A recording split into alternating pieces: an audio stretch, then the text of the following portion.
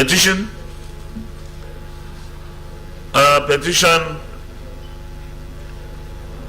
Petition.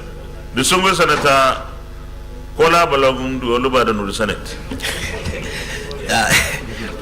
Thank you, Mr. President. My distinguished colleagues. I have a petition from a member of my constituency by the name of Dr. Babatunde Agbi. This man has been an academic and a facilitator working for Open University of Nigeria since 2019. He has done a lot of work for the Open University, but we are surprised that till date, this man has not been paid his dues and his entitlement. He has tried on his part, personally, to ensure that they do the needful. They have refused. And the chairman of the Ethics and Privileges have also intervened. On a personal level, this has not yielded any result. And so he is appealing to the Senate to assist and ensuring that his dues are paid to him and that justice is done in this particular instance. I so submit, Mr. President. Is he seeking any judicial remedy? No, sir, it's not seeking judicial remedy. You may let the petition, please. Thank you, sir.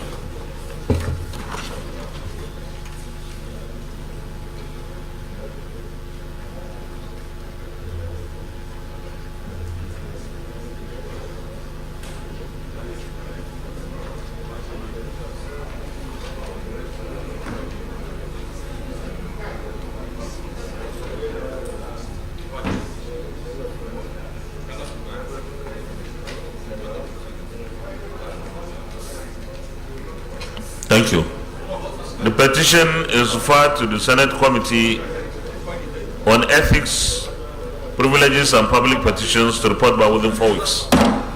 Petitions, the Single Senator Patrick Ayo Akin-Elure. Thank you, Mr. President. Distinguished colleague, my name remains Senator Ayo Akin-Elure, representing Ondo Central. Mr. President, presentation of petition not laid but referred to the Committee on Ethics from the Office of the President of the Senate. Senate Committee on Ethics, Privileges and Public Petitions, along with order 41 and 3, wishes to present to the Senate some petition yet to be laid from the Office of the President of the Senate in order to officially place the petition in the public domain through the floor of the Senate and for the votes and proceedings to capture the approval for referral.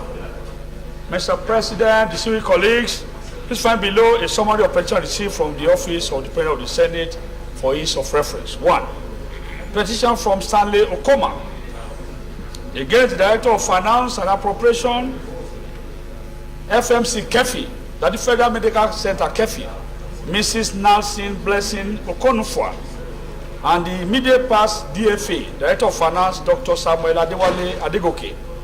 The subject matter of the petition for investigation of the Director of Finance and Appropriation, Federal Ministry of Federal Medical Center, Kefi, Mrs. Nelson Blessing Okonufwa, and the immediate past DFA, Federal Medical Center, Kefi, Dr. Samuel Adewale Adegoke, for high level of financial infractions, corruption, nepotism, and gross abuse of office between 2017 and 2020. A need for Senate intervention. 2. Petition from Abayomi Ashorobi Esquire of A. Ashorobi LP on behalf of EcoBank Nigeria PLC and Matt Emmons International Ventures Limited. Respondent, Kroger Investment Limited and Nigerian Television Authority. Subject matter of the petition. Petition for Senate intervention for the payment of a sum of 8,483,333,331 naira 48 kobo only to EcoBank Nigerian PSC as per indemnity in respect of Nigerian Television Authority's indebtedness. Finally, Mr. President, petition from Tajuddin Oguyemi on behalf of Lieutenant S.C. Dakari against Nigerian Army. Petition brought pursuant to Section 154 of the Armed Forces Act, Cap 820, Law of Federal Republic of Nigeria 2004, as amended, for the review of General Court Martial findings, an award after confirmation in the twin cases of a Nigerian Army versus Lieutenant S.C. Dakari, held at Headquarters 2 Division, Nigerian Army, Adekunle Fajuyi Cantonment, Ibadan, Oyo State. Mr. President, distinguished colleagues, to the best of my knowledge, none of the above petition is seeking judicial remedy. I therefore move, Mr. President, to seek the indulgence of the Senate of Federal Republic of Nigeria to lay the above petition before the Senate for official referral to the committee for further legislative action. I so move, Mr. President.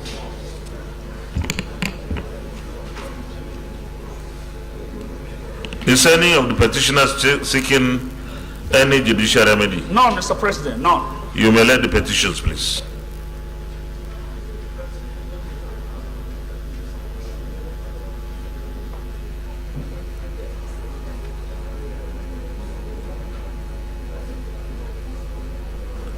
The petitions are referred to the Committee on Ethics, Privileges and Public Petitions to report back within 4 weeks.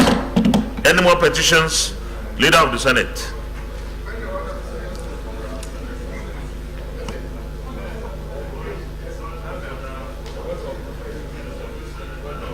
Point of order, distinguished Senator Sadiq Suleiman Umar.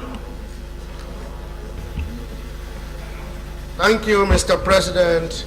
I am Sadiq Suleiman Umar. I represent the good and decent people of Kwara North, and we all are.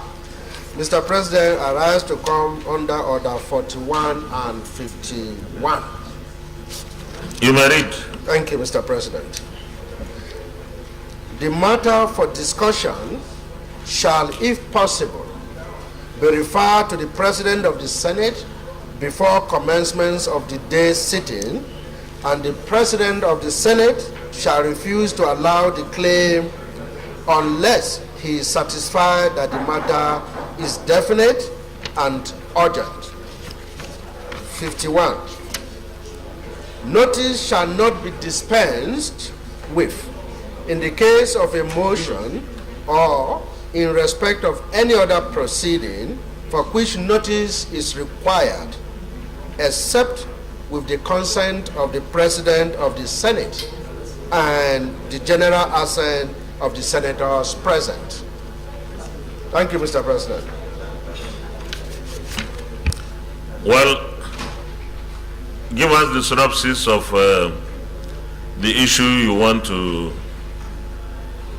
discuss today. Thank you, Mr. President. My motion is on the planned deadline of 31st January on the use of the old notes, Naira notes in this country, and our resolution here to extend this. Yeah, you can say a little bit more, but maybe it's okay. Let me put the question since you have come under our orders 41 and 51 respectively. The distinguished colleagues, our colleague Senator Sadiq Suleiman Umar has come under our standing orders 41 and 51, seeking the endorsement of the Senate to allow him present his motion now on the 31st, January 31st deadline for the exchange of the old Naira notes with the new.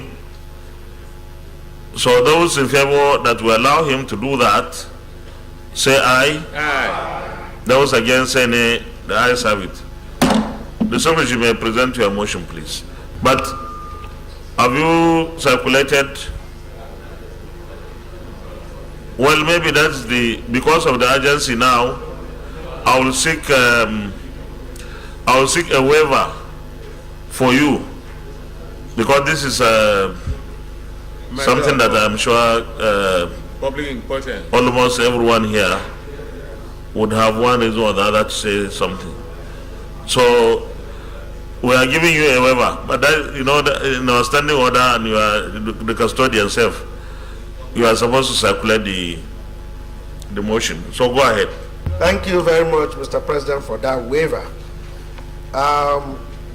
Mr. President, my distinguished colleagues, this is a motion on the extension of the use of old Naira notes from January 31st to July 31st, 2023.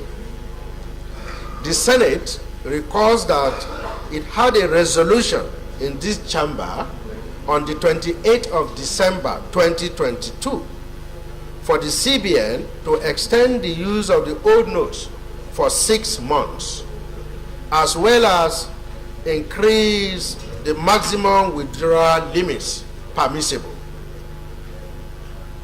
Senate is aware that the withdrawal limit has been increased to 500,000 naira weekly for individuals and 5 million naira weekly for corporate organizations.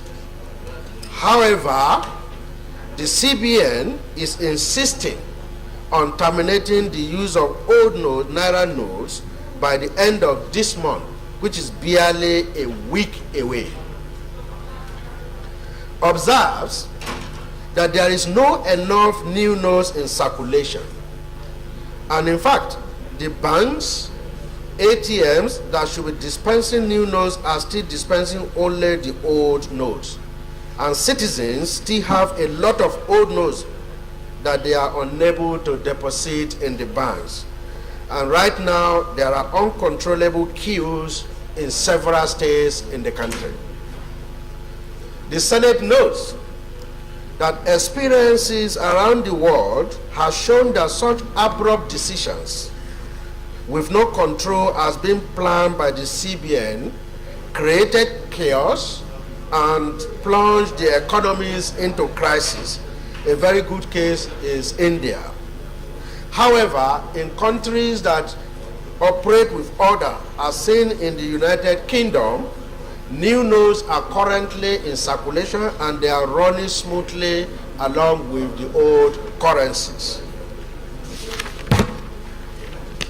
The Senate therefore resolves that the CBN should immediately extend the use of the old notes by 6 months. That is from January 31st to July 31st, 2023, with immediate effect. Thank you, Mr. President. Senator George Thompson Sekibo.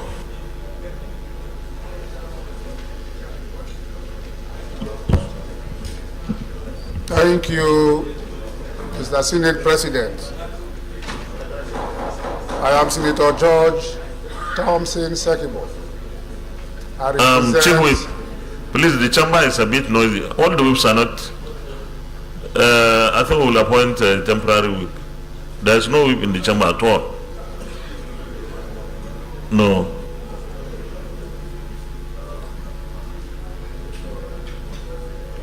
Okay. Senator Abdul Kwari, an acting chief whip. Okay, so. Order. Please proceed. Please. Mr. President, as I said before, I'm Senator George Thompson II. I represent the Rivers East Senatorial District. Mr. President, I rise to second the motion that has just been ably moved by the Civil Senator Sadiq. Mr. President, one wonders whether many of these appointees that head agencies of government are aware that the National Assembly, especially the Senate, play a major role in the appointment, which is a privilege given to us by the Constitution. Mr. President, before I proceed, I will refer us to the CBN Act, Section 8 of the CBN Act. And after that, I make my few comments. Section 8.1 says this.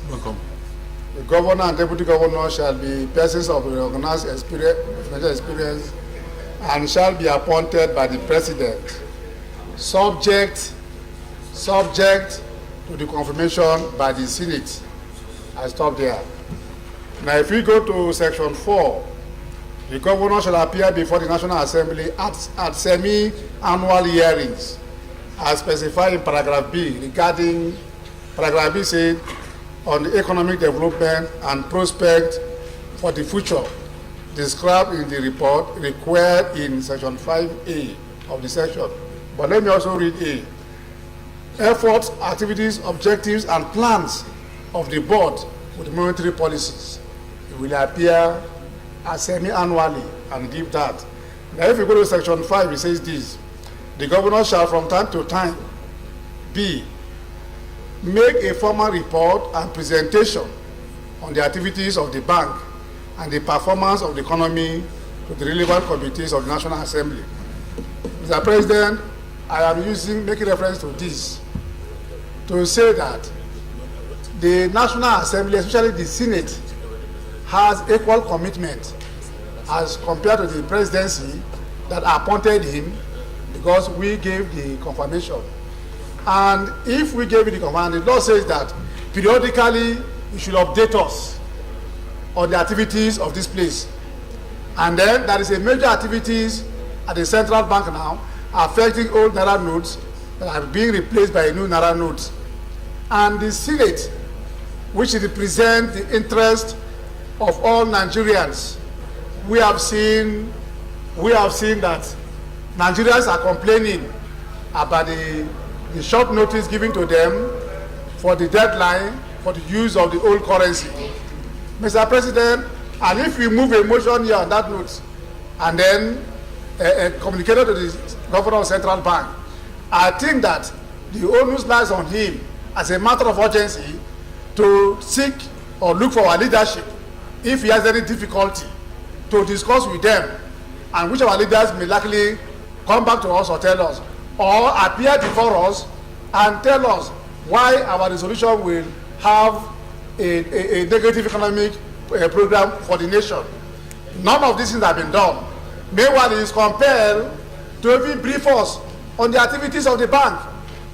Now, we are not getting that brief, and then he's not also respecting our motion. Mr. President, I think we should frown at it, seriously. Because we are taking things so easily with many persons, many leaders of different agencies. They are not taking us so serious. We represent the Nigerians here, and we are speaking for the Nigerians. So, Mr. President, we will compel him. Let's bring a clause that will compel him to extend the deadline for the next 6 months. Because our people who are in the rural areas don't have access to the new note. Even those of us who are here, the day I went to an ATM machine, I put in my DC about 3 days ago. It gave me old notes. I'm supposed to take new notes, but I still receive old notes. People have sent their old notes to the bank. When they go back to the bank, I think you need to round up. They are still receiving old notes. We don't agree with it. Mr. President, we should put a clause to compel him to extend the deadline to July 31st. Thank you, Mr. President. Thank you. Distinguished Senator Ibrahim Hassan Adeja. Thank you very much, Mr. President. Ibrahim Hassan Adeja, Jigawa Northeast. I rise to support this motion, Mr. President. I would like to draw attention to some of the arguments that were presented on this chamber when the rollout was announced by the CBN. And when we... distinguished colleagues, please, if we must converse, let's do it so lowly, please. Because we need to listen to our colleague who's... When we were reading this argument, Mr. President, it was clear that some of us were speaking on behalf of our constituents, not on behalf of ourselves.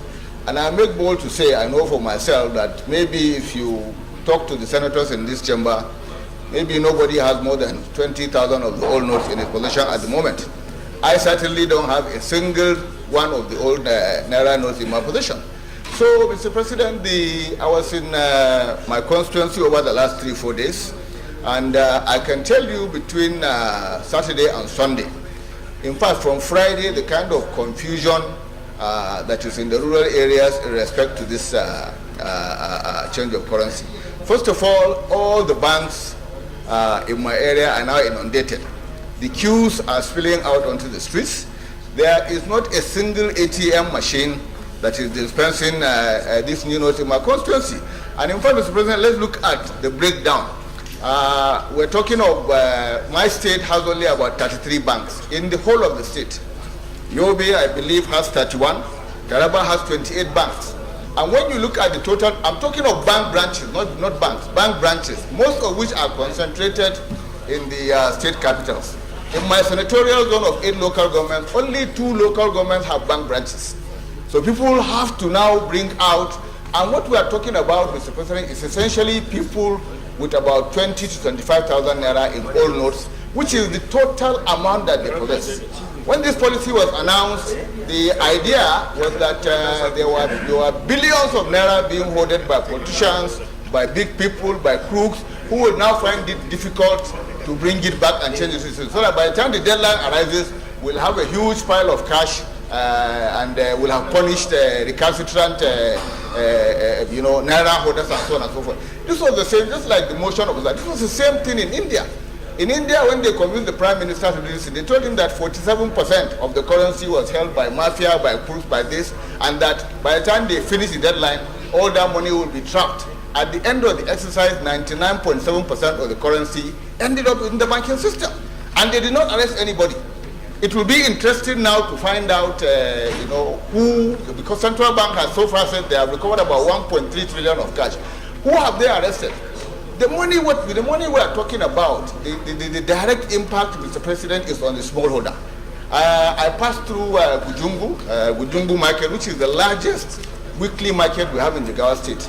And when you are coming to Gujungu, Mr. President, I'm sure you are aware, you have to either make a diversion. Distinguished colleagues, please, let's listen to our colleague in silence. Go ahead, please. Because of the sheer amount of transactions and the trucks, people bringing in their livestock and selling, on Sunday I passed through Gujungu without incident, Mr. President. Less than 30% of the normal trade was taking place. Why? Because they had already given an announcement, including by the largest wholesale market in the northwest, or maybe probably in the north part of Kantunkwari in Kano. They announced that as of Friday, they are not taking the old currency again. This was what sent people into a panic. And I said it here when we were arguing that what typically happens is that weeks or even months before the extension, people will start to say, we're not taking it anymore. So CBN's deadline of 31st is essentially in our market started last week. And you find queues of people, like I said, Mr. President, if you talk to the 200-300 people lining up to change, nobody has more than 50,000 naira.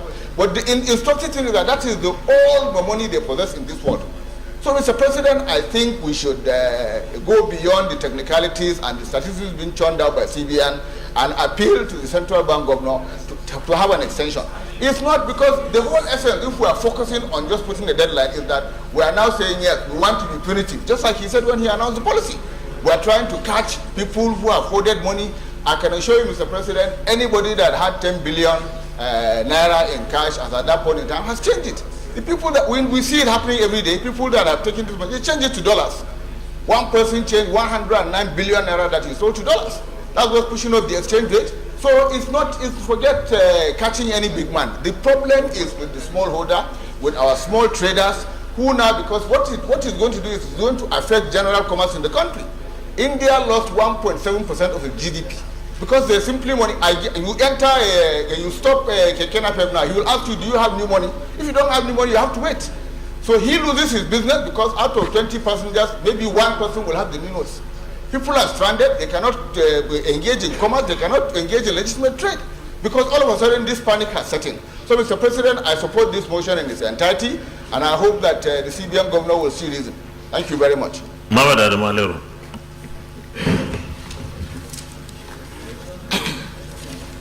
Thank you, Mr. President, distinguished colleagues. Mohammed Adam Alier is my name. I represent KB Central. Mr. President, I raised to also lend my voice to this motion, ably moved by Sadiq Umar. Mr. President, it is unrealistic to insist that 31st January should be the deadline, because right now the banks don't have the currency, don't have the new currency. Only yesterday, I went to the bank to withdraw 300,000 naira, and I was given old notes. I said, look, I want to use this money beyond 31st January. And they said they don't have the new currency. So if it can happen to me, certainly it will happen to millions of Nigerians. So, not only that, Mr. President, from the report we got, not up to 60% of the currency, old currency, is now in the banking sector, which means more than 40% of the old currency is still in circulation. And if you insist on 31st of January, it means people are going to lose their money. Right now in rural areas, they don't accept the old currency. It is no longer legal tender, despite the fact that we have a week to the deadline. So it entails a lot of difficulties for people living in rural areas. I received a lot of calls from my constituency saying that if we don't extend the deadline, people are going to lose so much money. Because of the lack of new currency, people have resorted to buying grains. There is panic buying everywhere. So we should go beyond resolution. I support what Senator George Sikibo said. We should invite the CBN governor and have serious discussion with him and tell him the implications of insisting on 31st January as deadline. So, my dear colleagues, this policy is going to inflict a lot of suffering to the people in rural areas. And I want us to really extend the deadline to even June 30th this year.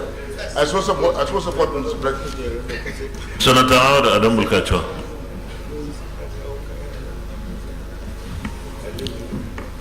Mr. President, my distinguished colleagues, my name is Senator Adamu Mohammed Bukachua, representing Bauchi North Senatorial District. While I rise to support this motion, I would like to share the information I got yesterday from my own constituency, where I have 7 local governments, and only 1 local government has banks. All the other 6, there is no single bank in those local governments. So they called me and said they are wondering what the federal government or the central bank is trying to do to them, because they said some of them have been keeping some of their old money in their homes so that they use it to trade in local markets. Every day of the week there is a market holding. So they said now that people don't accept old currency, and they brought their money, their old currency, to the only bank in the constituency, which is in Azare, and the queue is just unbearable. In fact, I spoke to the manager of that branch, that bank branch, and he said they have been staying in the bank up to 12 to 1 a.m. because people bring in their money and they cannot just take it, they have to count. And after counting, they have to write the normal receipts and deposit that money. And he says some of them, they couldn't accept they have to ask them to return the following day. And many of them complain, what if armed robbers come to challenge them and take away the money? So this situation is becoming really desperate for my people, the people in my own constituency. And I believe my ears didn't tell me lies when I heard that Yobe State Governor has made a special appeal for Yobe only to be given extension, which I thought is maybe he didn't consult you, that's why. Otherwise, he should have told you so that the whole National Assembly would rise to the occasion. So, Mr. Chairman, while I support this, I don't believe we should just stop at passing resolution, which we did 2 weeks or so ago, and the central bank ignored it. I think we must devise something to force the central bank to extend this. Otherwise, there will be chaos in our constituencies. Thank you. Before I call Senator Ibrahim Yahya Olorogbe to speak, let me make a clarification here. When we have to debate a motion, we take resolutions. And when we say we should go beyond our resolutions, then it means we have to have bills. Because to change laws will be compelling when laws are passed. You can push for the resolutions to be respected, but resolutions cannot take the powers and authority of laws. So we can push for our resolutions to be respected, but if we want to bring what I think is forceful, then we have to look at the laws existing or come up with new laws. Senator Olorogbe. Thank you, Mr. President, distinguished colleagues. My name is Ibrahim Yahya Olorogbe. I represent Kwara Central Senatorial District. Mr. President, thank you for granting me the permission to speak on this motion. I rise to support the motion and to start with some constitutional provision, because in your last intervention now is in line with some of what I want to suggest. The introduction to the Constitution of Nigeria, 1990 as amended, under clause 2 of that introduction says, which is we the people of the Republic of Nigeria, having family and family resolved, and say are to provide for a constitution for the purpose of promoting the good government and welfare of all persons in our country, on the principle of freedom, equality and justice, and for the purpose of consolidating the unity of Nigeria. Mr. President, I want to read also Constitution Section 4, which speaks about the power of the National Assembly. And 4 subsection 3 says the power of the National Assembly to make laws for the peace, order, and good government of the nation with respect to any matter, including the executive legislative list, shall save as otherwise provided in the Constitution to the exclusion of the National Assembly of the state. And the National Assembly, under Section 2, we shall have power to make laws for the peace, order, and good government of the Federation or any part thereof. Mr. President, I went to quote Constitution because this matter was discussed on the 28th of December, and we passed a resolution, as you said. We are coming back now to pass another resolution. I think we need to go in terms of compelling. If there is a need, the 2 chambers may have to pass a law, because these issues will not be, if it is retained by the central bank as it is, will not be in line with the constitutional provision of us making laws for good government, welfare and order, peace and order. Already there are disorderliness happening based on the presentation made by people here. Our people that we represent here as parliament, as representatives of the people, they are suffering. They are not able to go to the market. They are not able to use money. Money is very important. That means there will be people who cannot buy food to eat, who cannot pay for hospitals because that money is not being accepted again. So we are here to ensure there is welfare for our people, there is order and there is peace. To prevent disorderliness, to prevent chaos, we need to go beyond just another resolution which in 1 week's time may not be followed. Especially, Mr. President, this parliament may be going on recess because of campaign. And if we leave it, it means we will recall ourselves. we will not be able to enforce what we are doing. So I therefore want to say that we either have one or two options. One, Mr. President, is to convert this motion into a short sentence bill that we compel the central bank to do, and we pass concurrently with the House of Rep, and ensure that even if the president is not assenting, we can override. So for the first time in this country, we seem to be serious. Because the central bank governor that we invited that does not answer us, that we pass a resolution that does not respect the resolution of the two chambers, because House of Rep passed a resolution.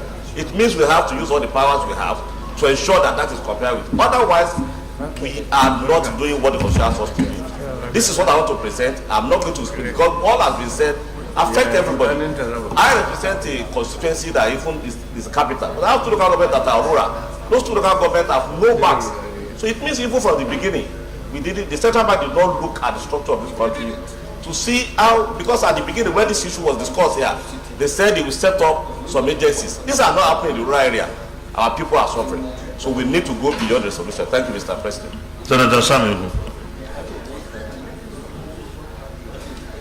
Thank you, Mr. President. My name is Senator Sam Ebu. I represent the good people of Ebonyi State, Ebonyi North. Mr. President, I rise to oppose this motion. I may be the only person. Sorry, I didn't hear you well. I'm opposing this motion. Opposing it. Oh, okay, I'm go not ahead. supporting it. I'm not in support. Although I may be the only person opposing it, but I want to stand based on my conviction and principle, Mr. President. Change is always difficult in every situation, especially when we have a culture and we want to change that culture. It's always difficult. Nigerians have the culture, especially in the rural areas, of not banking their money.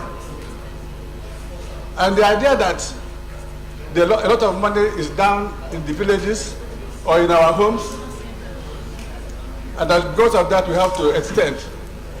Mr. President, extension is only if people go to the bank and there's a long queue that they cannot deposit their money. They will give more chance for extension for people to now have time to deposit. But in this case, you go to banks, you don't see queues in most of the banks. Who said? I'm telling you. Where do you live? Speak for yourself. Where do you live? Mr. President, I want to believe that Nigeria is probably one of the countries in Africa where money, cash, is used arbitrarily. Many countries, they still believe in using electronic transfers or using money electronically.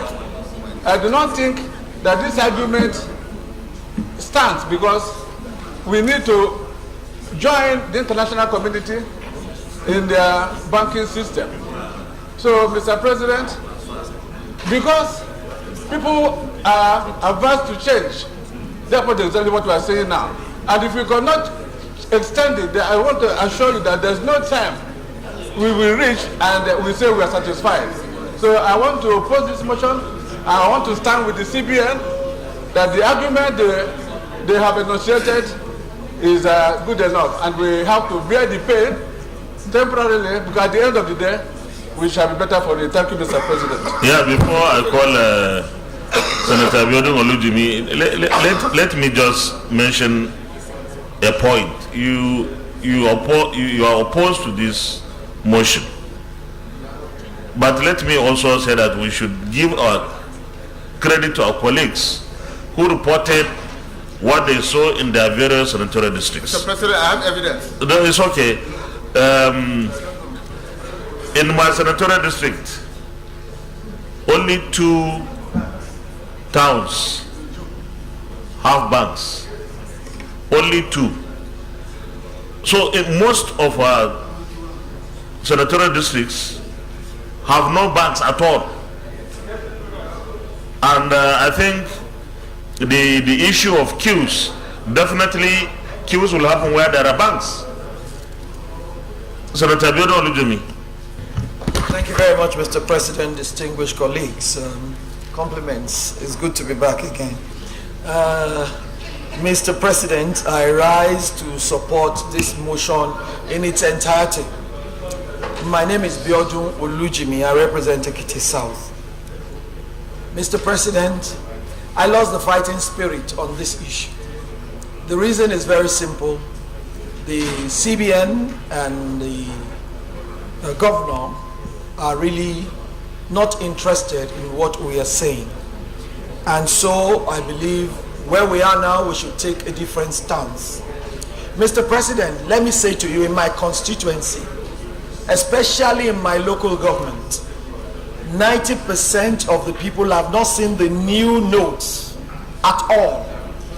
They have not had a glimpse of the new notes. It is not because they don't go to banks.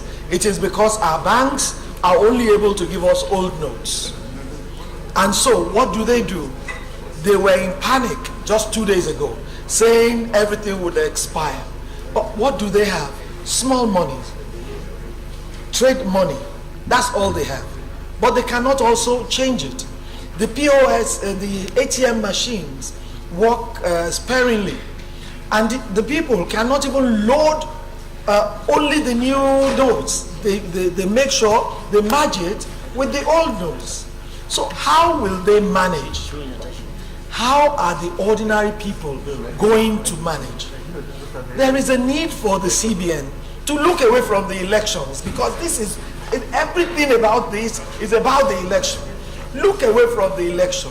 Look at the issue of the ordinary people. There is nowhere in the world where they change currency and they make it in such a short period. They usually have a long period whereby the money is used and people get new notes. If we want to collapse it just because we want everybody to follow one channel for the elections, that will not be good enough for our country. It will not also be good enough for the people. There is a need, sir, for us to plead with you, not to plead with the CBN governor any longer, because we have done that and he seems to discountenance whatever we're saying. For you and the Speaker of the House of Reps to come together and ensure that this resolution is binding to the two chambers, and you take it to Mr. President and tell him that our people are suffering, that our people cannot go through this without collateral damage. And the collateral damage will be very bad for our economy. I believe that is the way to go, Your Excellency. Thank you very much. Thank you, Senator Mohammed Ali Ndume. Thank you, Mr. President and my distinguished colleagues. I'm Senator Mohammed Ali Ndume, representing Borno South. First of all, I want to really commend the mover of this motion. It's very timely. We have 7 days to the deadline. But, Mr. President, I just want to remind you about the powers of that office, your office. It's not about you. It's about the Senate. This Senate represents the people of Nigeria. And the CBN, without the people of Nigeria, will there be CBN? There won't be CBN. And about the laws that you are talking about and our resolutions must be respected. The law of the CBN Act, even though this CBN Act was not enacted by this National Assembly, but the powers of amending it and reenacting it is with this National Assembly. So if you can make the law and you ask somebody to go and implement that law, and he has problem in implementing that law, the right person to tell him how to do or go about it is this body. So we have an oversight responsibility constitutionally on the National Assembly, on the bank, and that includes what we are talking about now. Mr. President, we should not make it look as if we are begging the CBN to extend the date. No, we should order the CBN to extend the date, because that is what the people want. That this democracy is government of the people, for the people. Senator Alim Dume. Yes, sir. Let me remind you that because we want this program to be extended beyond that 1st January. That's why we are debating this motion. And I know the weight of my responsibility. And I know that all of us here know the weight of our responsibility. Every one of us here is concerned about this. This is the second time we are taking the motion. And if there is anything we can do, is to ensure that this program is extended. So we will be looking at how do we deal with this. And this is, somebody was suggesting the Senate and the House should have concurrence, because the House also had the same or similar motion. Will that be the way out, or is it going to the President? But one thing is, let's do what we are supposed to do to ensure that this program is extended. And whatever we do, we should do so within what this Parliament, whatever it is. So let's explore the possibilities. Going towards that, and in fact, why I'm saying this is so that it will not look as if this is your decision. It is the decision of the Senate. I'm not asking us to go too far, but if we are to go, you as the Senate President, if we resolve now that we should adjourn for 30 minutes and you call the CBN governor to come before you and explain this situation, we have that powers. But we are not going that far, and I'm not suggesting same. I agree with you, but what I want to emphasize is that it is not only the power that you have, but the powers of this Senate as defined in the Constitution should not be played down, and that is why people feel that they can play around or personalize or do things the way they feel. It should be according to the law, and the law we are talking about is this law that is made by the National Assembly. In democracy, Mr. President, that we are copying in America, for example, the Senate President is the Vice President. In our own case, we are the third person. If, for example, you say, we ask you now to call the Senate, the CBN governor to come now before we close to explain this, you have the powers. And this situation that we find ourselves looking at the way it is going may require that going to that far. If not, our people will suffer, Mr. President. You rightly said it now that in your senatorial district there are only 2 functional banks. And Gashua people or the Bade people or thereabout, they are known for trading in small business, and they keep their money in their houses. And the worst thing is, it is not about changing this money. The new notes are not available. They are not available. The first and the last time I saw the new note was from the distinguished Senator Olujimi. She showed me the note. I have been withdrawing from the bank ever since, but they have never given me one single new note. So you should stand firm on this on behalf of the Senate and the National Assembly. It doesn't even require that you go and talk to the Speaker and all that. The Senate President you have the power and this thing from the senators, as we are saying now. Okay, thank you very much for reminding me. But let me say that it's not everything that I do that I come to say it here. Senator Tolu Odebi.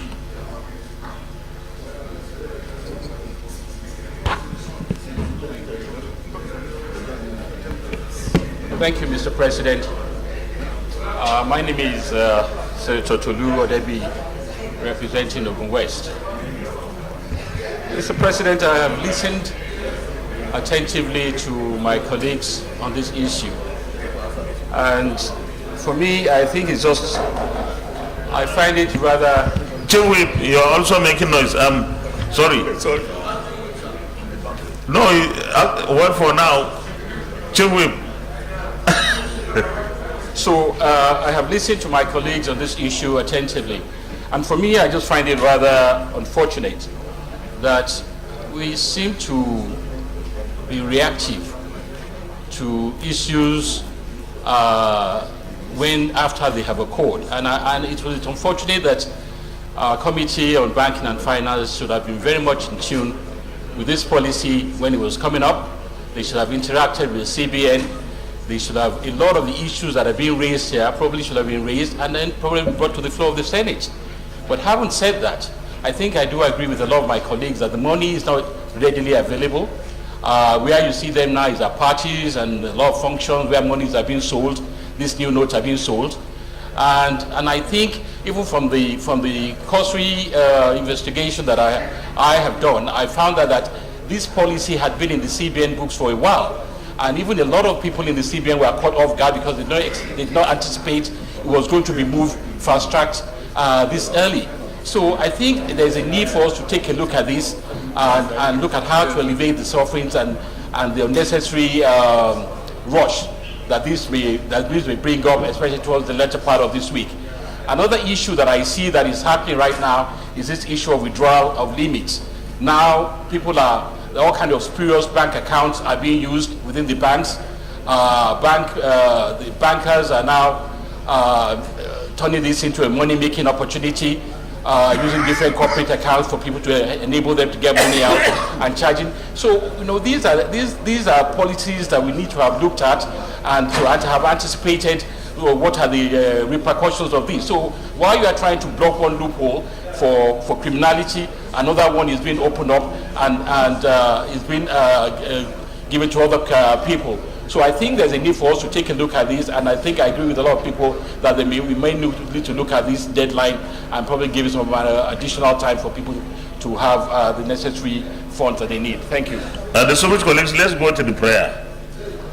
The Senate resolves that the CBN should immediately extend the use of all notes by 6 months from January 31st, 2023 to July 31st, 2023. Is that the way you wrote it? Is it June or July? June. That was our resolution of before. No, I think when we pass that resolution, it was end of December. Yes, it was end of December. So it was looking at 6 months, and this also reflects 6 months from the end of this month. So I think it's right, because the idea is not even the dates, but if you say 6 months, I think it will capture what the essence of the last resolution was. So those in favor of this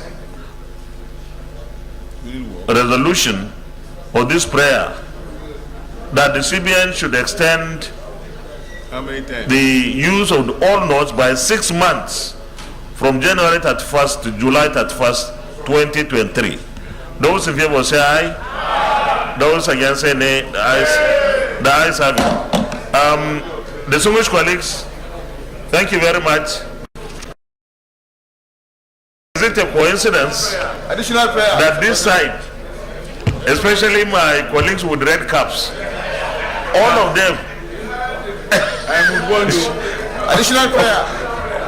Just hold on. Additional prayer. Who is? Okay, Senator Ibrahim Hassan. Thank you very much, Mr. President. I think to take into consideration the financially excluded, that is those who don't have bank accounts, we should have an additional prayer where the CBN will compel banks to have a window where they will exchange old notes for new notes. What is happening now, Mr. President, is that if you don't have an account in the bank, just give us the prayer, not the explanation. Yes. Compel banks. The governor of Central Bank should compel the banks to open an exchange window where people who don't have bank accounts can exchange their old notes for the new notes. Okay. Yes. I need a seconder. I'll second it. Yeah. Senator Betty Abiafi. You can put 100,000. Mr. President, distinguished colleagues, my name is Betty Abiafi. I represent Rivers West Senatorial District. I rise to second the motion, additional prayer as moved by Honorable Senator Hadeja, so second. Okay, those in favor of the additional prayer say aye. Aye. Those against say nay. The ayes have it. Distinguished colleagues, before we go to the next item on our order paper, in most parts of Nigeria, especially rural Nigeria, which constitutes more than 70% of the country, there are no banks. And our people transact in cash most often than not. There is no doubt that we must have a policy of inclusion, getting our people who have no banks available to them to have banks available in whatever way possible. And the CBN can have a special program for that. Because whenever you come up with a policy that says cashless society, these people have nothing to do with what we are talking about. Because they are not, as far as they are concerned, they are not part of the society.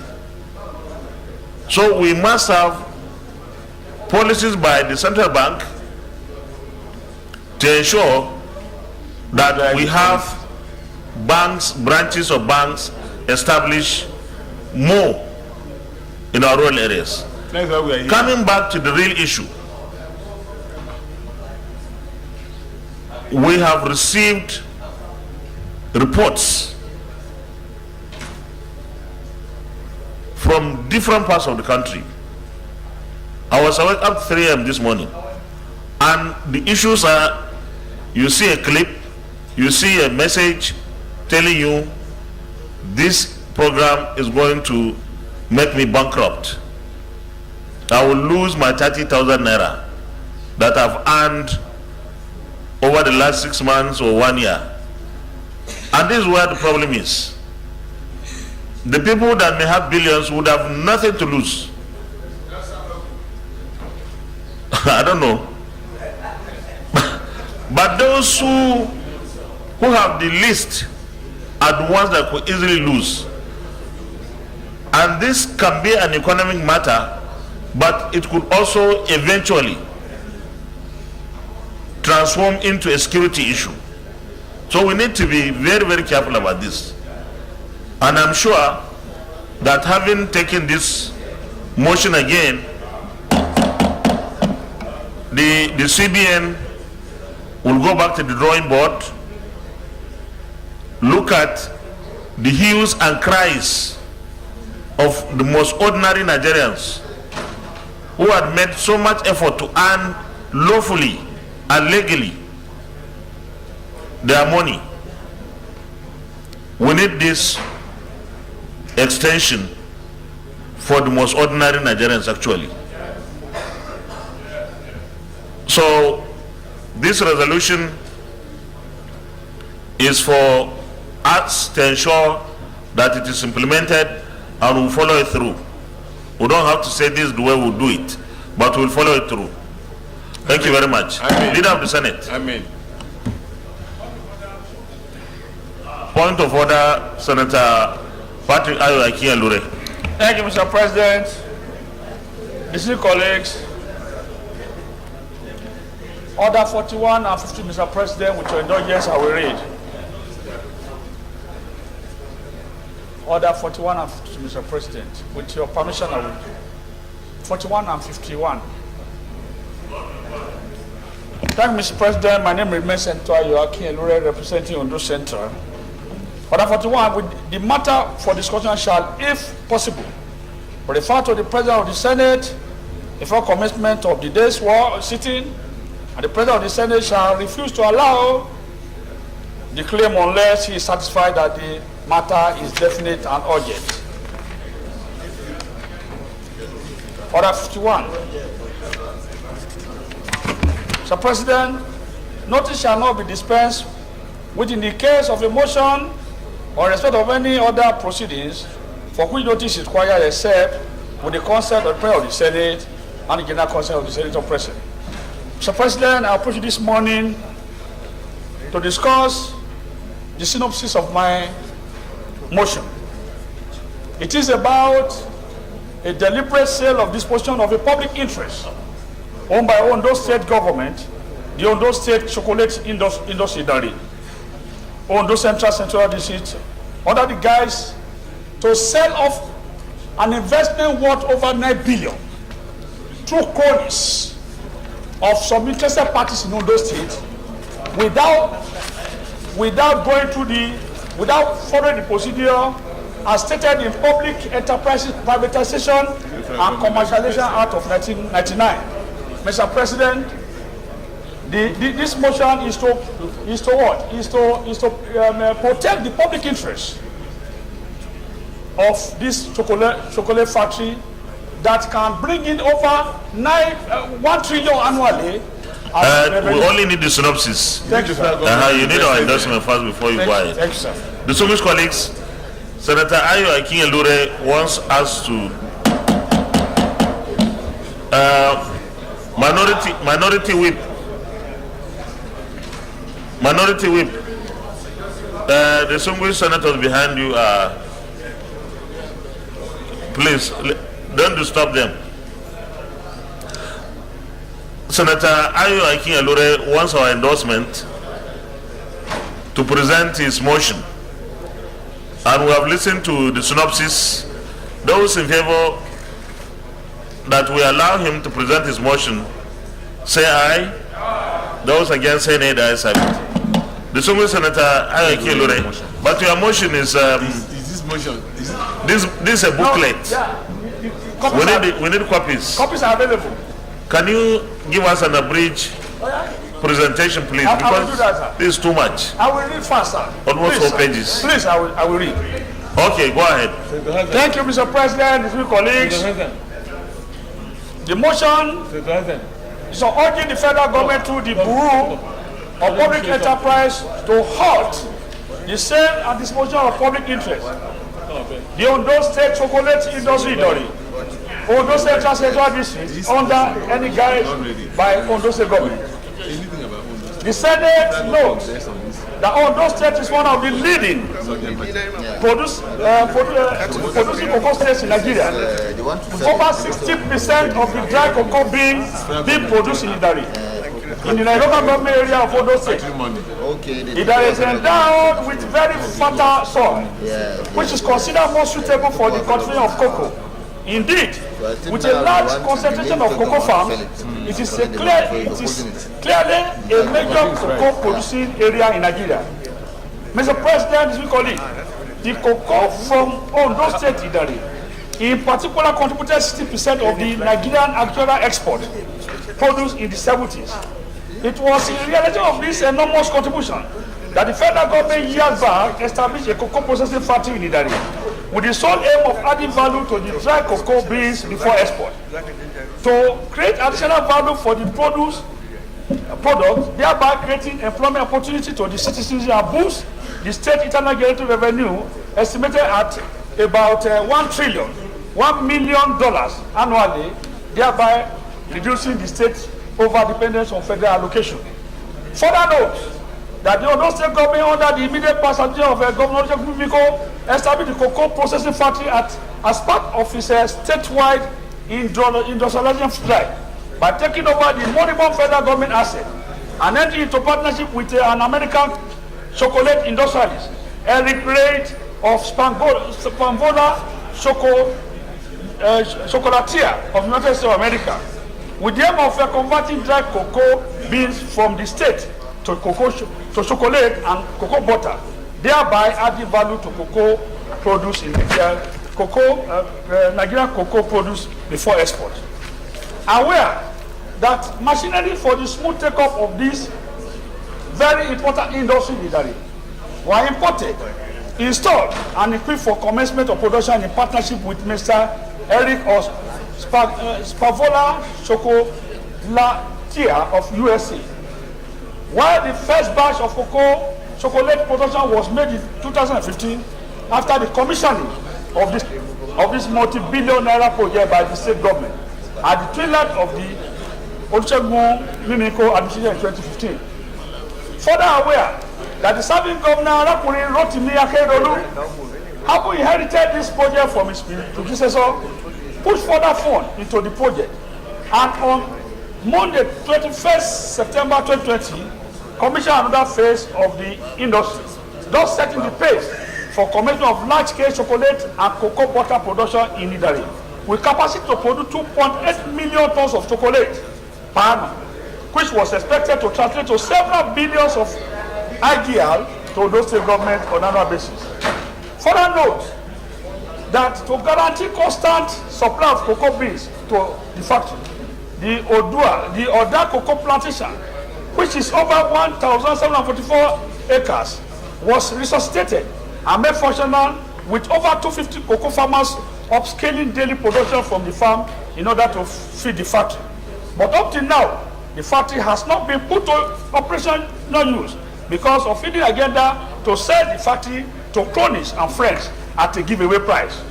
Concerned that no sooner than the factory commenced operation, a plan was hatched to sell off the industry under the guise that the asset is unoperational, not minding the huge investment of over 9 billion. The state government has committed to the project. The principal partner, Mr. Eric Ray of Espanguvola Chocolatia, was sacked, while his partnership with the state government was revoked, thus putting the company and the huge investment of the industry in jeopardy. Further concerned that the state government, under a sinister motive, had concluded plan to put the company for sale to cronies without the due process of competitive bidding, in line with the Public Enterprise Privatization and Commercialization Act of 1999.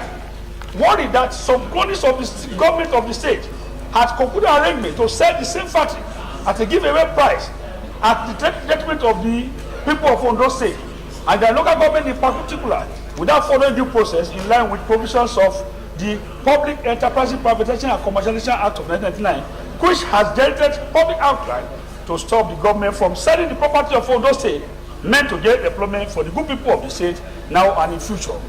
Accordingly, it resolved as follows: that mandate the federal government through the Bureau of Public Enterprise (BP) to, as a matter of urgency, halt the sale of the Ondo State chocolate factory Idari and launch a full-scale investigation on the process to be adopted on this purported sale. 2. Mandate Economic and Financial Institutions Commission (EFCC) to investigate the reason why the cocoa factory was deliberately not put to use and stop any purported sale of the factory to cronies in view of huge investment of over 9 billion of taxpayer monies spent on the project by Ondo State government. I so move, Mr. President. Thank you. The single Senator Smart Ademi, Kogi West. Didn't you raise your hand?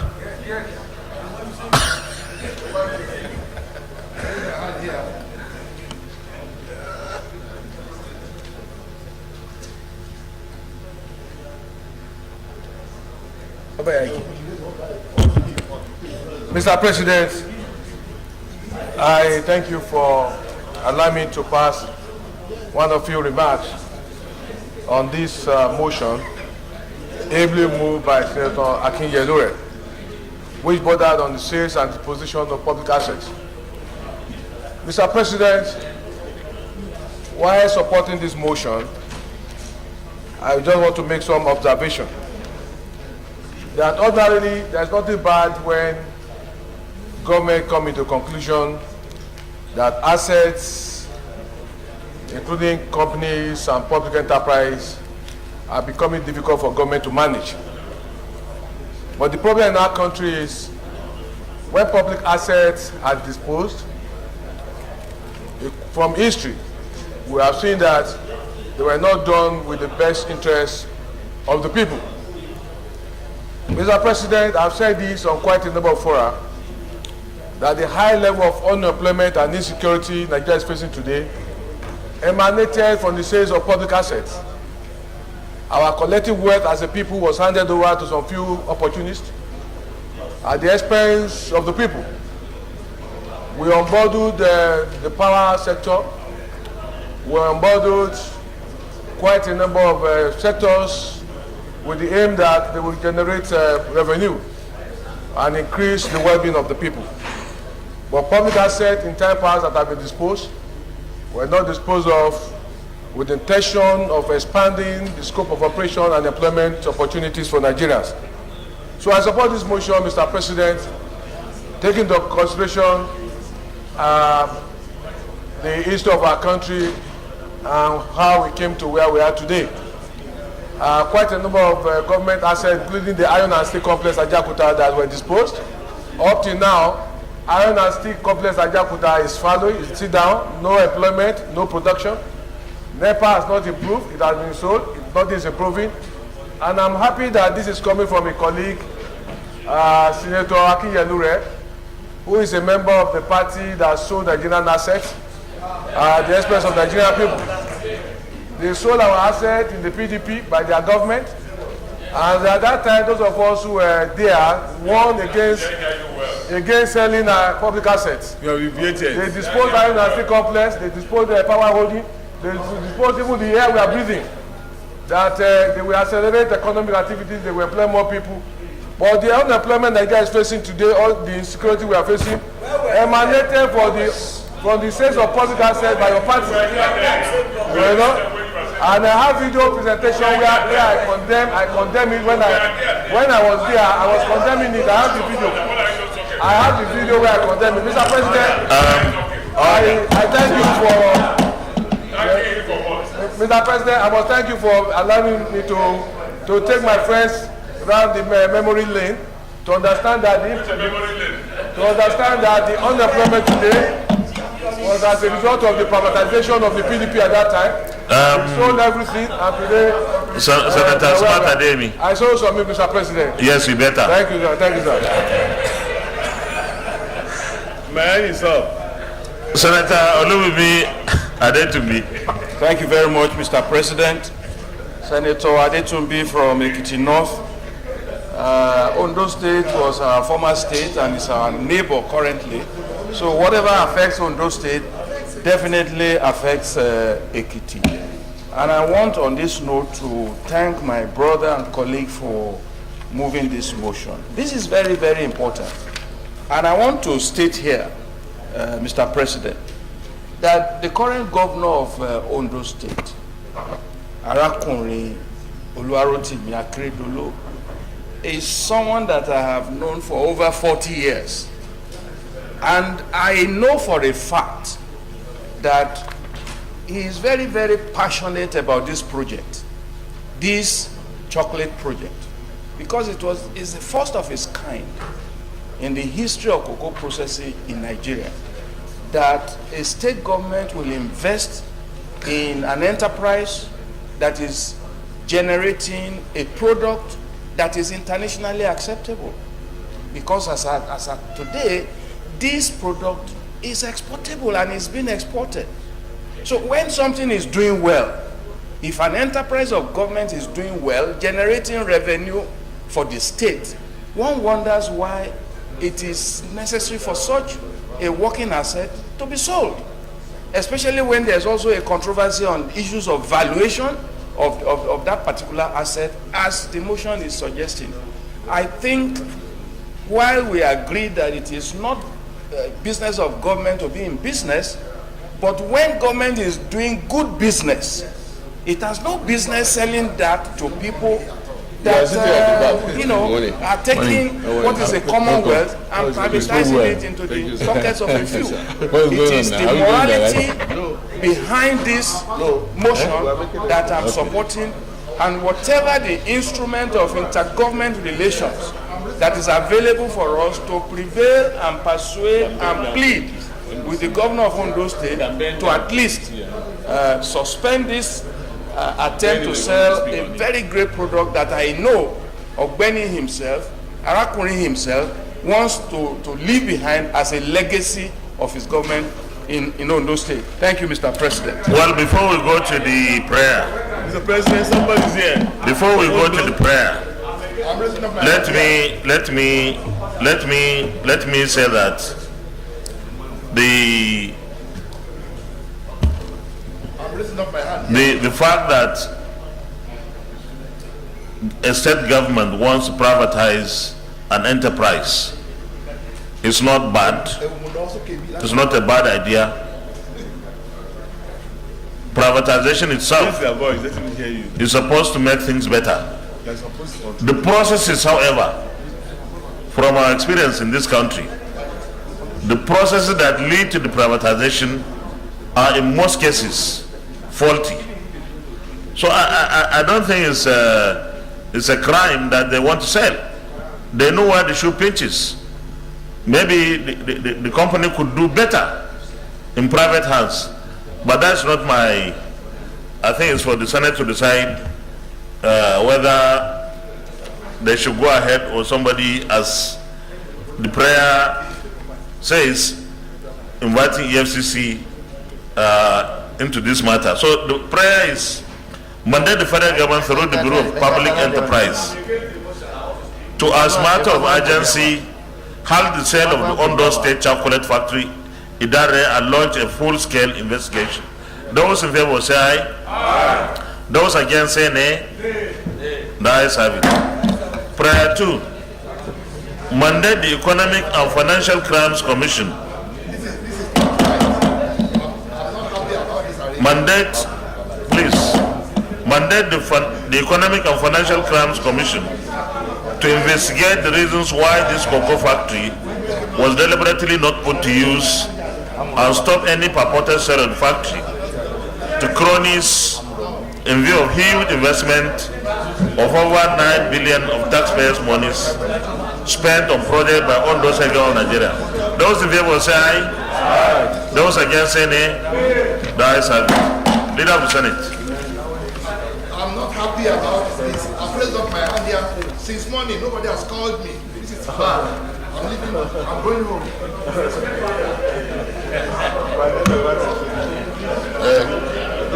Leader of the Senate. Mr. President, distinguished colleagues, the first business of the day is the presentation of a House bill standing in my name on the Federal College of Agriculture Technical Obon Biri by Elsa State Establishment Bill 2023 MDHB 1731. Distinguished colleagues, the chamber is noisy, please. Distinguished colleagues, order. Thank you. Clerk of the Senate.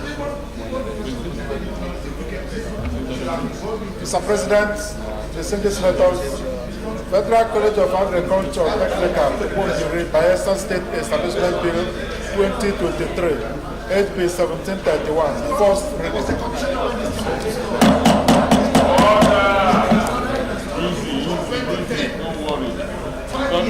Federal College of Agriculture Technical of Bombiri, Bayelsa State, Establishment Bill 2023, HB 1731, first reading taken. Leader of the Senate. Mr. President, distinguished colleagues, the second business of the day is also the presentation of a House bill standing in my name on the Federal College of Agriculture Technical Enugu. Excuse me, please. Those of you standing behind, are you supposed to be inside the chamber? Those of you, are you supposed to be inside the chamber? Sergeant Adams. Sergeant Adams. Please, anyone who is not supposed to be inside the chamber shouldn't be allowed. Okay, go on, leader. The second business of the day is also the presentation of a House bill standing in my name on the Federal College of Agriculture Technical Enugu Establishment Bill 2023 HB 1261. Mr. President, you may wish to invite the Clerk of the Senate to read the short title of the bill. Clerk of the Senate. Mr. President, distinguished senators, Federal College of Agriculture Technical Enugu Establishment Bill 2023, SB 1261, first reading. Federal College of Agriculture Technical Enugu Establishment Bill 2023, SB 1261, first reading taken. Leader of the Senate. Mr. President, distinguished colleagues, the third business of the day is also the presentation of a House bill standing in my name on the Service Delivery and Compliance Servicom Bill 2023 HB 558. Mr. President, you may wish to invite the clerk of the Senate to the title. Clerk of the Senate. Mr. President, distinguished senators, Service Delivery and Compliance Cervical Bill 2023, SB 558, first reading. Service Delivery and Compliance Cervical Bill 2023, HB 558, first reading taken. Leader of the Senate. Mr. President, distinguished colleagues, the first business of the day is the presentation of a bill standing in the name of Senator Ibezu Frank Chukuma on the Federal Medical Center, Okugwe, Establishment Bill 2023, SB 1100. Mr. President, you may wish to invite the clerk of the Senate to the short title of the bill. Clerk of the Senate. Mr. President, distinguished senators, Federal Medical Center, Okigwe Establishment Bill 2023, SB 1100, first reading. Federal Medical Center, Okigwe Establishment Bill 2023, SB 1100, first reading taken. Leader of the Senate.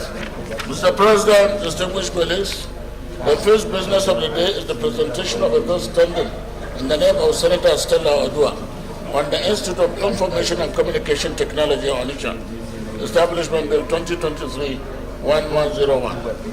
Mr. President, I wish to invite the clerk of the Senate to read the short title of the bill. Clerk of the Senate. Mr. President, distinguished senators, Information and Communication Technology Establishment Bill 2023, SB 1101, first reading.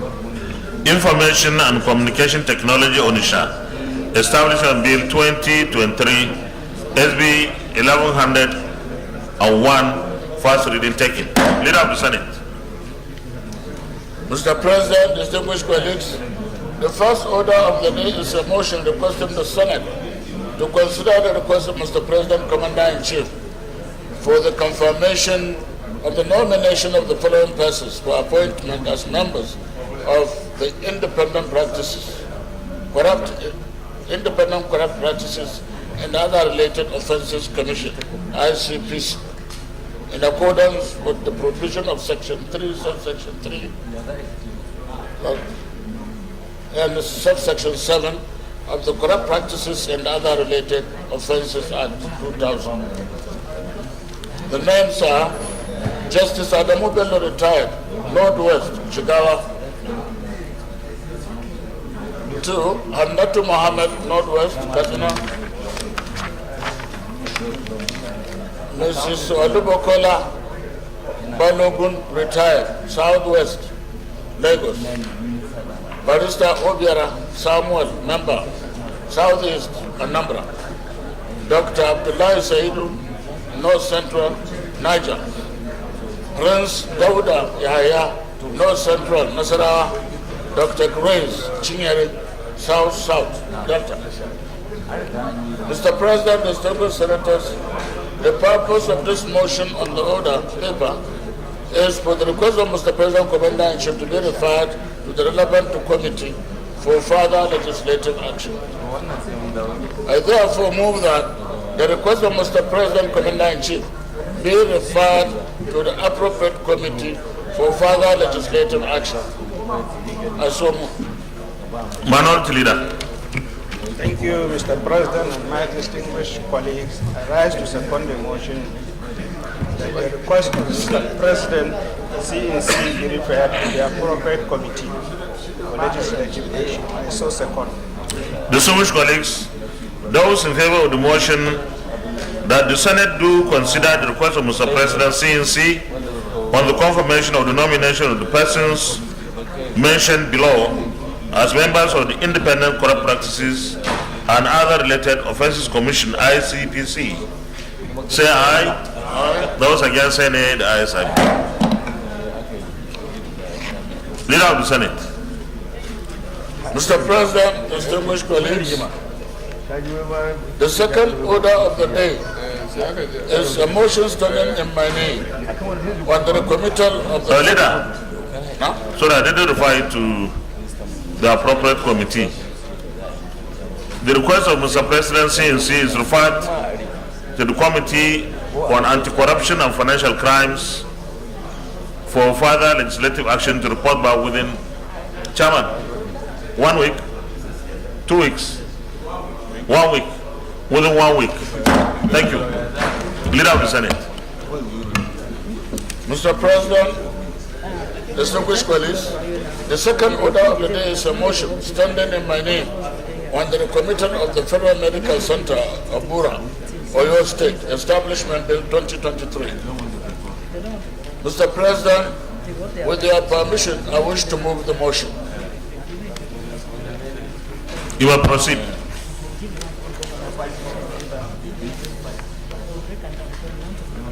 The Senate records that the Federal Medical Center Ibura Bill 2023 was passed by the National Assembly and was transmitted to the President for assent. Observes that some fundamental issues which require fresh legislative action by both chambers of the National Assembly emerged after a critical analysis of the bill by Mr. President's Commander-in-Chief.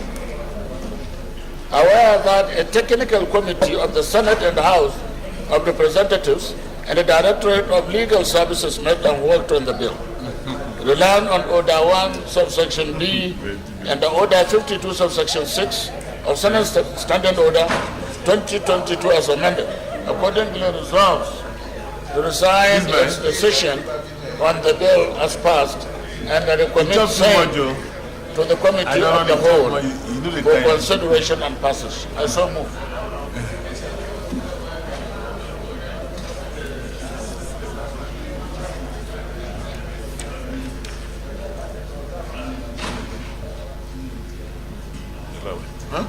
SP ya ce ba za mu yi concurrence ba yau. So mun isa last program sai. Wanda concurrence.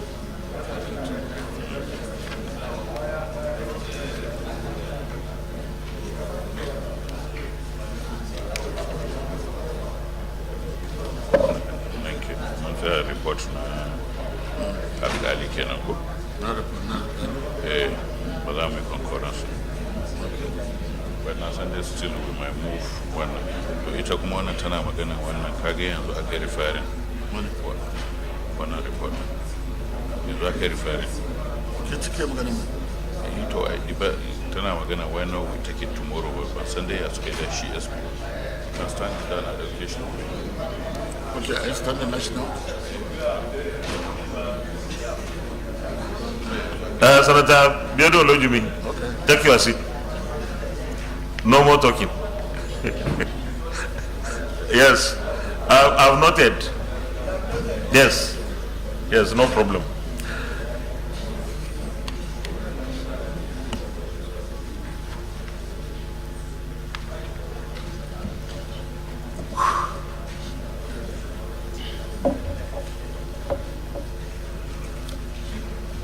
Minority Leader, recommittal.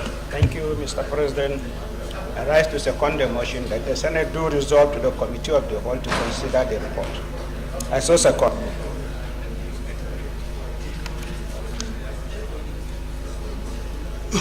Those in favor that the Senate rescinds its decision on the bill passed and recommit same to the Committee of the Whole for the consideration and passage, say aye. Aye. Those against say nay, the ayes have it. Committee of the Whole, please. Mr. President,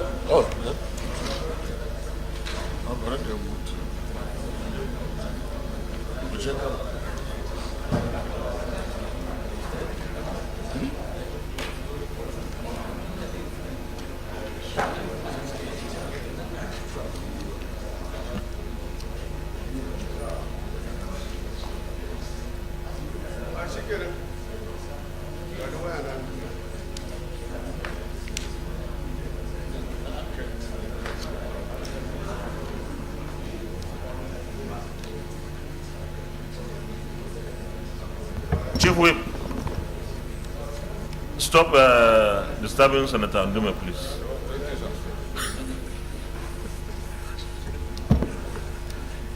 I hope we all have the report. It's a one-page report. Yes. Those in favor that clause 1, clause 2, amendment, stand part of the bill. Those two clauses stand part of the bill, say aye. Those against, say nay. The ayes have it. Those in favor that the short title stands part of the bill, say aye. Those against, say nay. The ayes have it. Those in favor that the explanatory memorandum stands part of the bill, say aye. Those against, say nay. The ayes have it. Those in favor that the long title on page 1 stands part of the bill, say aye. Those against, say nay. The ayes have it. Leader of the Senate, plenary. Mr. President, distinguished colleagues, I move that the Senate reverse the plenary for the chair to report progress. Minority Leader. Thank you, Mr. President. I rise to second the motion that the Senate do revert to plenary for the chair to report progress. I so second. Thank you very much. Those in favor that the Senate reverse plenary for the chair to report progress, say aye. Those against, say nay. The ayes have it.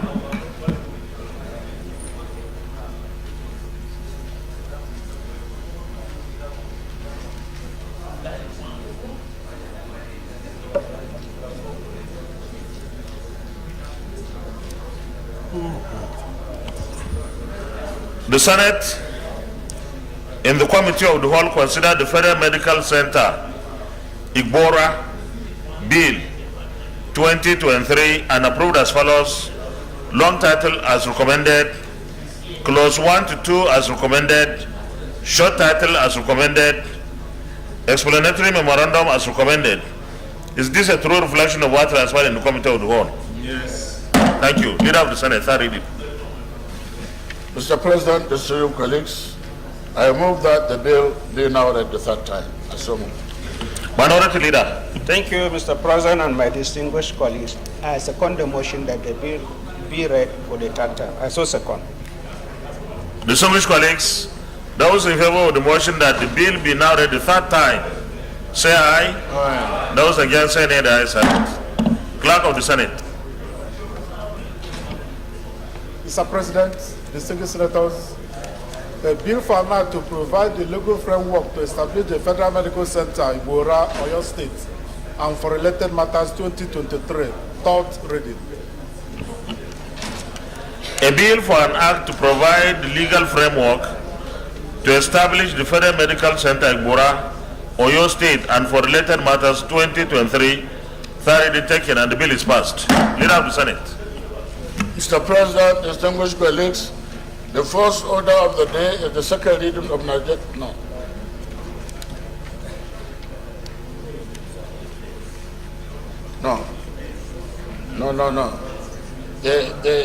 The third order of the day is a motion standing in the name of Senator Omo Agege, Obi Augusti, and 67 others on the passage of Constitution Alteration Bills 2023. Mr. President, you may wish to invite Senator Omo Agege Obi Augusti to move the motion.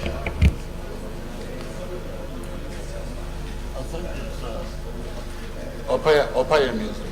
Senator Opayemi, you are the one to present the motion, right? In place of the Deputy Senate President. Very well, Mr. President. No, not yet. Okay. You just be ready. The Distinguished Senator Michael Opayemi Bamidele. You may go ahead. Mr. President, distinguished colleagues, I'm Michael Opayemi Bamidele. I represent the Ekiti Central Senatorial District. And I stand, Mr. President and distinguished colleagues, to present a motion sponsored chiefly by the Deputy President of the Senate, His Excellency Senator Omo Agege, and co-sponsored by our distinguished colleagues who are members of the Senate Ad Hoc Committee on the Review of the 1999 Constitution. Mr. President, the Senate, aware that Section 9, subsection 2 of the Constitution of the Federal Republic of Nigeria 1999 as altered provides that an act to alter the provisions of the Constitution can be passed only when it is supported by 2/3 majority of members of the Senate and the House of Representatives and approved by 24 state houses of assembly. Recalls that 68 bills seeking to alter provisions of the Constitution were presented on the floor of the Senate and the House of Representatives on Wednesday, 23rd February 2022 for passage. Also recalls that the Senate and the House of Representatives approved 44 of the bills without difference and were transmitted to the State House of Assembly for their resolution on the 27th of March 2022. Acknowledges that 27 State Houses of Assembly, i.e. Abia, Adamawa, Akwa Ibom, Anambra, Bauchi, Bayelsa, Benue, Borno, Cross River, Delta, Ebonyi, Edo, Ekiti, Enugu, Imo, Kaduna, Kano, Katsina, Kogi, Lagos, Nasarawa, Niger, Ogun, Ondo, Osun, Rivers, and Yobe have forwarded their resolution on the bills. Please see attached details of status of resolution of State House of Assembly on the Constitution. Convinced that the underlisted 35 Constitution alteration bills have satisfied the provisions of Section 9(2) of the Constitution for passage into law, having been approved by not less than 24 state houses of assembly. 1. Constitution 5th Alteration Bill number 3, change of names of Afikpo North and Afikpo South local government areas of Ebonyi State. 2. Constitution 5th Alteration Bill number 4, change of name of Kunchi local government area of Kano State. 3. Constitution 5th Alteration Bill number 5, change of names of Egbado North and Egbado South local government areas of Ogun State. 4. Constitution 5th Alteration Bill number 7, correction of the name of Atibo local government area of Oyo State. 5. Constitution 5th Alteration Bill number 8, correction of name of Obia Akpo local government area of Rivers State. 6. Constitution 5th Alteration Bill number 9, financial autonomy of state legislature and state judiciary. 7. Constitution 5th Alteration Bill number 10, enforcement of legislative summon. 8. Constitution 5th Alteration Bill number 11, inauguration of members elect. 9. Constitution 5th Alteration Bill number 21, deletion of reference in the Constitution to the provisions of the Criminal Code, Penal Code, Criminal Procedure Act, Civil Criminal Procedure Code, or Evidence Act. 10. Constitution 5th Alteration Bill number 22, provision for intervening events in the computation of time for the determination of pre-election petitions, election petitions, and appeals therefrom. 11. Constitution 5th Alteration Bill number 24, expansion of the interpretation of judicial office. 12. Constitution 5th Alteration Bill number 25, appointment of Secretary of the National Judicial Council. 13. Constitution 5th Alteration Bill number 29, devolution of powers regarding airports. 14. Constitution 5th Alteration Bill number 30, devolution of powers regarding fingerprint identification and criminal records. 15. Constitution 5th Alteration Bill number 31, devolution of powers regarding correctional services. 16. Constitution 5th Alteration Bill number 32, devolution of powers regarding railways. 17. Constitution 5th Alteration Bill number 33, devolution of powers regarding national grid system. 18. Constitution 5th Alteration Bill number 39, power to enforce compliance of remittance of accruals into the Federation account and review of revenue allocation formula. 19. Constitution 5th Alteration Bill number 40, independence of certain bodies. 20. Constitution 5th Alteration Bill number 41, removal of transitional lawmaking powers of the executive. 21. Constitution 5th Alteration Bill number 43, domestication of treaties. 22. Constitution 5th Alteration Bill number 44, timeline for the presentation of appropriation bills. 23. Constitution 5th Alteration Bill number 45, time frame for the submission of the names of ministerial or commissioner nominees. 24. Constitution 5th Alteration Bill number 48, power to summon the president and governors. 25. Constitution 5th Alteration Bill number 49, authorization of expenditure. 26. Constitution 5th Alteration Bill number 50, replacement of the Consolidated Revenue Fund of the Federation with the Consolidated Revenue Fund of the Federal Government. 27. Constitution 5th Alteration Bill number 51, creation of the Office of Accountant General of the Federal Government.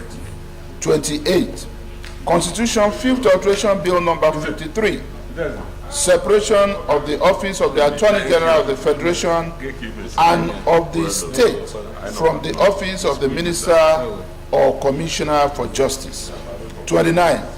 Constitution 5th Alteration Bill number 54, State of the Nation and State of the State Address. 30. Constitution 5th Alteration Bill number 55, composition of members of the Council of State. 31. Constitution 5th Alteration Bill number 57, restriction on formation of political parties. 32.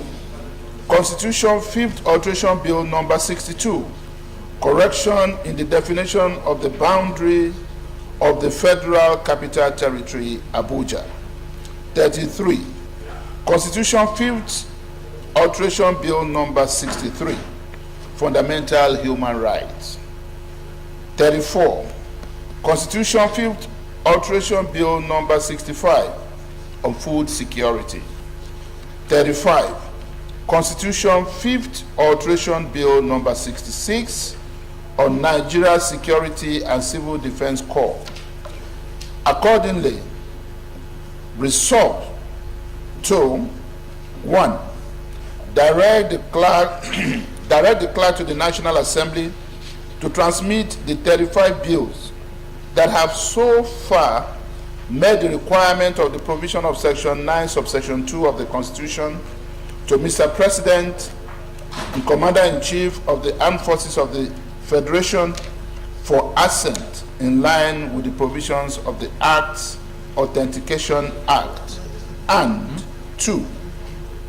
Urge the following State Houses of Assembly: Gombe, Jigawa, Kebbi, Kwara, Oyo, Plateau, Sokoto, Taraba, Zamfara, that are yet to forward their resolution on the bills, to do so in fulfillment of their constitutionally impose legislative obligation to the Constitution amendment process. Mr. President, I so move. Distinguished Senator Betty Apiafi.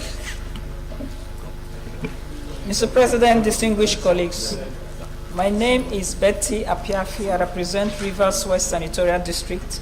Mr. President, I rise to second the motion for the passage of the Constitution Fifth Alteration Bill 2023 as so second.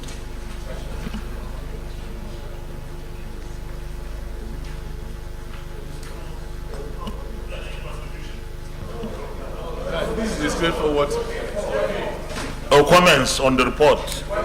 Okay, I think we have been waiting for this report for a very long time.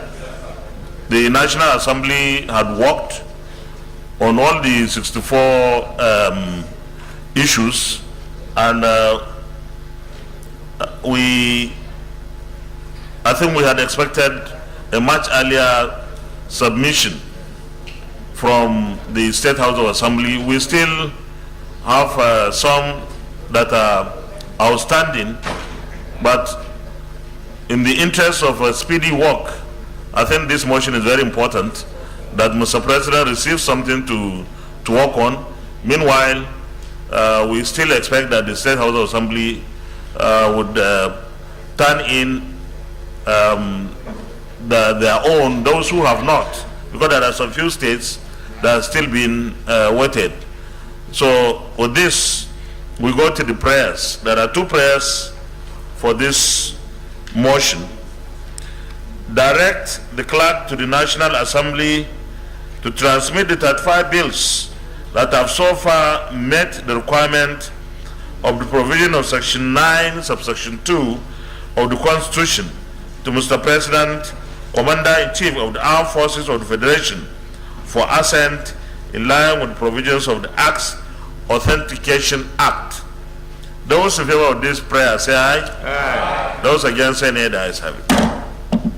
And prayer 2, urge the following State Houses of Assembly: Gombe, Jigawa, Kebbi, Kwara, Oyo, Plateau, Sokoto, Taraba, and Zamfara, that are yet to forward their resolution on the bills, to do so in fulfillment of their constitutionally imposed legislative obligation to the Constitution amendment process. Those in favor of this prayer say aye. Aye. Those against say nay. The ayes have it. Thank you very much. Leader of the Senate. Sorry? Ovation. Observation. Which is it, an order or observation? Well, leave that to me, please.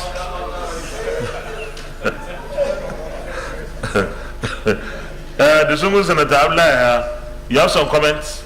Sir, I just want to make an observation. I'm sorry I didn't comment much earlier. But the issue that most pains me, sir, is the fact that the most fundamental areas that we considered, that certain changes are necessary to be made, have been the ones that have not and are not likely, even if we get the remaining states, to pass their own comment, we will not get them through. That is the local government autonomy and legislative autonomy, financial autonomy for local governments and the legislature. So even if these other states that are outstanding, made their own submissions in a positive way, which I don't expect anyway, even if they do, these bills will not pass. So, Mr. President, I feel really let down. I want to just make an observation that the state governments have failed us, particularly those states that did not see it fit. Well, not the governments, but maybe the legislatures have not seen it fit to even support their own financial and operational autonomy. I think that is a disservice. All right, thank you very much, Senator Abdullah. It's not something that we are going to debate. But let me add here that this is democracy. Unfortunately, most of the time, the attention of the public is on National Assembly. Even when there is need to also focus on the State House of Assembly when the Constitution is amended, it's been amended. And this is what is happening. The National Assembly had done its work. Now in the State House of Assembly, those particular amendments that many Nigerians feel are so critical and crucial for entrenching democracy in Nigeria have not passed.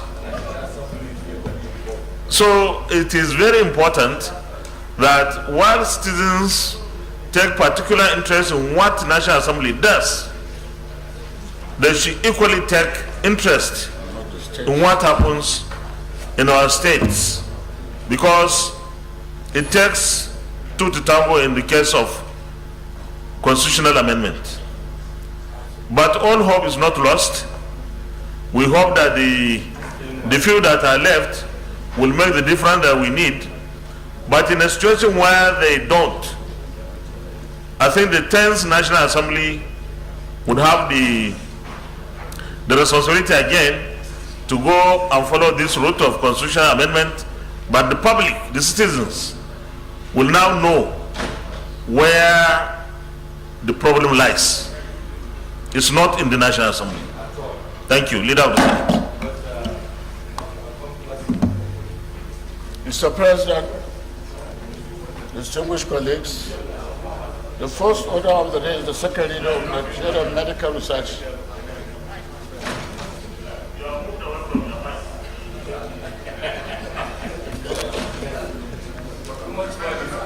Mr. President, distinguished colleagues, the first order of the day is the second reading of the Nigerian Medical Research Council Establishment Bill 2023, SB 1093. Distinguished senators will recall that the bill was read the first time in this chamber on Thursday, 17th January 2023.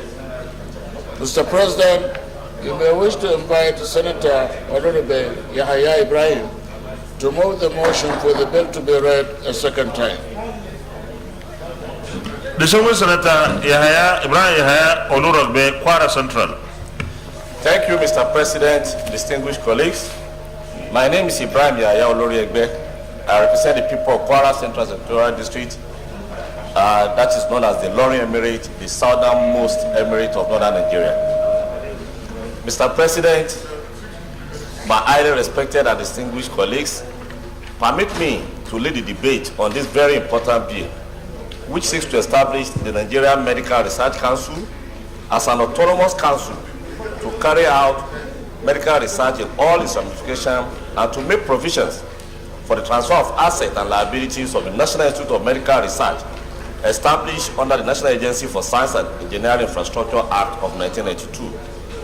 Mr. President, my respected colleagues, let me use this opportunity to highlight the background and objectives of this bill, which I believe will not only justify this laudable legislative initiative, but will also motivate this chamber and indeed the National Assembly to accelerate the legislative process in passing the bill expeditiously and for the President of the Republic to assent to it to become an act.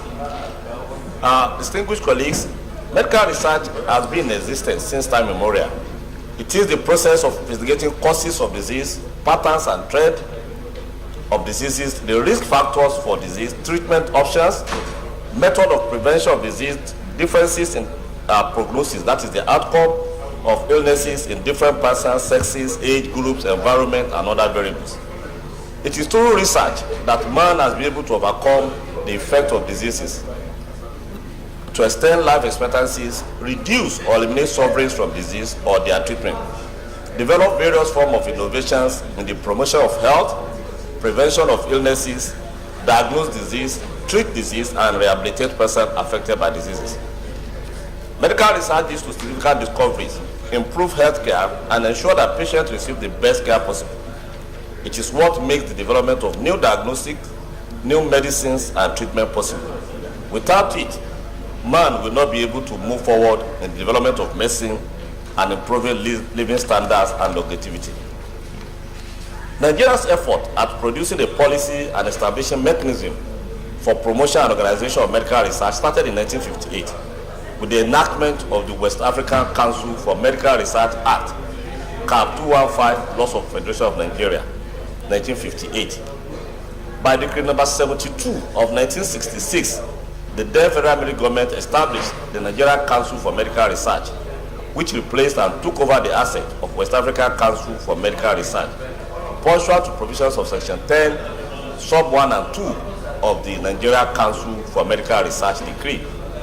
In 1972, Mr. President, the Federal Military Government renamed the Nigeria Council for Medical Research as the Medical Research Council of Nigeria by virtue of Decree 1 of 1972. The National Science and Technology Development Agency Decree number 5 of 1977 replaced the Medical Research Council of Nigeria Decree number 1 of 1972. By paragraph 2 of the schedule to that decree, all rights, interests, and obligations with respect to the assets of the Council were transferred to the National Science and Technology Development Agency. The National Science and Technology Act of 1980 later embodied in Cap 276 of medical and biomedical research in the country. It will also enable Nigerian scientists to contribute to knowledge and innovations in medicines at the global stage. Mr. President, distinguished colleagues, the main object of the Nigerian Medical Research Council bill are through research, development, and technology transfer to promote the improvement of the health and quality of life of the population of the Federal Republic of Nigeria. The Council shall, among others, approve the research and training program on its own, advise the federal government on national policies and priorities in medical research, training, and other related activities, provide intramural and extramural grants, support for relevant research projects directed at generating evidence and new knowledge for decision-making and optimum health services in the country, manage, plan, conduct, and promote research, human resource development, and technology generation, assessment, and adoption for the advancement of medicine and related fields in Nigeria. The Council will maintain up-to-date record of all existing facilities for medical research and training in Nigeria and advise the federal government on their adequacies and efficient utilization. The Council shall promote collaboration between scientists engaged in research in medical science in Nigeria and their counterparts in other parts of the countries or international bodies. The Council shall undertake basic and applied research in biomedical and clinical services, communicable and non-communicable diseases prevalent in the country with the aim of advancing the frontiers of knowledge in medicine.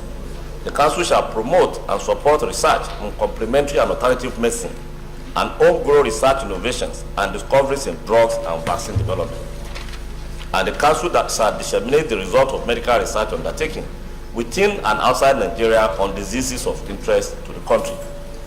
The summary of the bill, Mr. President, is colleagues that the bill has 23 clauses and 2 schedules, divided into 5 parts, which provide for the establishment of the Council, functions and power of the board, structure of the Council, funding of the Council, and other miscellaneous matters. In conclusion, Mr. President, my highly respected and distinguished colleagues, the establishment of this Council from the existing Nigerian Institute of Medical Research will enable the conduct and utilization of robust medical and biomedical researches by Nigerian medical scientists to promote the improvement of health and quality of life of the population of the Federal Republic and of Nigeria and contribute to global health.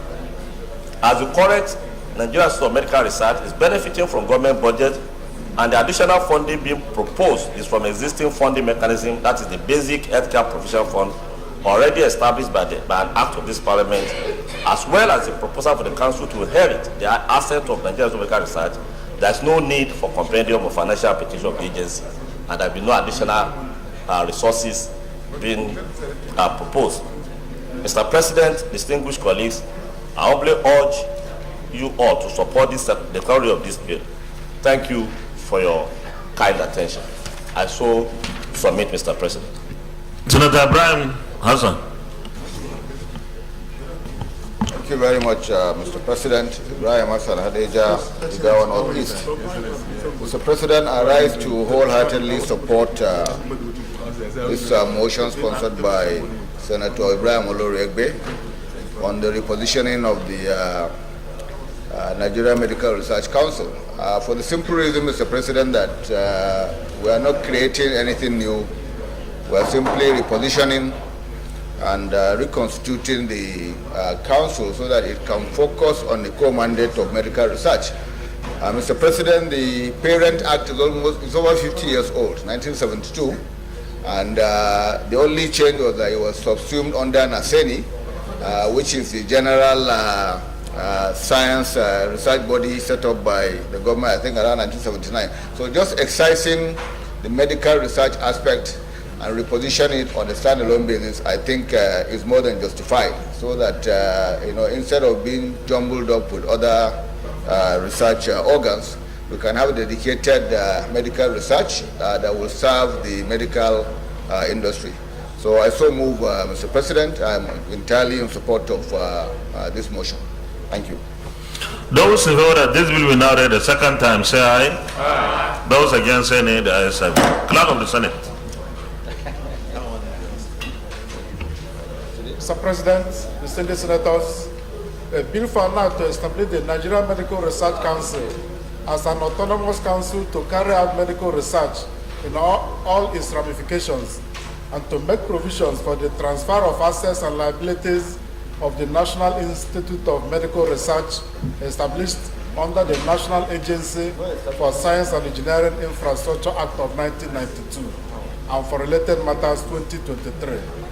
Second reading. A bill for an act to establish the Nigerian Medical Research Council as an autonomous council to carry out medical research in all its ramifications and to make provisions for the transfer of assets and liabilities of the National Institute of Medical Research established under the National Agency for Science and Engineering Infrastructure Act of 1992 and for related matters 2023, second reading taken, and the bill is referred to the Committee on Health to report back within 4 weeks. Leader of the Senate. Mr. President, distinguished colleagues, the fifth order of the day is the second reading of the Auctioneers Registration Council Establishment Bill 2023 SB 170. Distinguished senators will recall that the bill was read the first time in this chamber on Tuesday, 19th November 2019. Mr. President, you may wish to invite Senator Ndumi Mohammed Ali to move the motion for the bill to be read a second time. But is he around? Distinguished Senator Mohammed Ali Ndumi. Thank you, Mr. President, and my distinguished colleagues. I'm Senator Mohammed Ali Ndumi, representing Borno South. Mr. President and my distinguished colleagues, I wish to express my sincere appreciation for the opportunity to lead the debate on a bill for an act to establish the Auctioneers Registration Council to discharge a regulatory role in the conduct of auction business in Nigeria. The opportunity is laudable in view of the significance of the bill, which is both aimed at professionalizing auction business and ensuring effective returns for its proceeds to appropriate government coffers to boost the nation's internal revenue generation for developmental services to our people. The bill was read for the first time in these hallowed chambers on Tuesday, 19th November 2019. The background of the bill. Auctions have existed for more than 2,000 years and continue to grow in popularity every year. An auction occurs when consumers gather physically or online to buy an item by bidding against each other until the highest offered price is reached.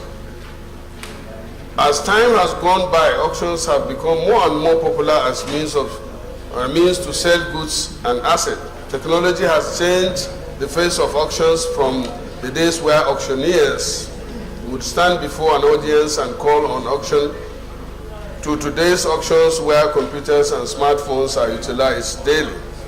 In Nigeria, auction business could be located in few government policies and statutory laws. There is no single legal framework that contains the bundle of guidelines and rules that regulate the auctions both as business and as a profession.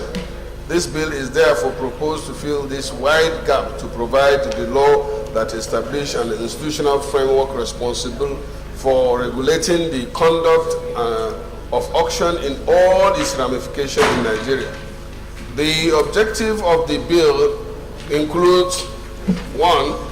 Establish the Auctioneers Registration Council as national auction regulatory body to monitor compliance with relevant laws and policies for the conduct of auction business in Nigeria.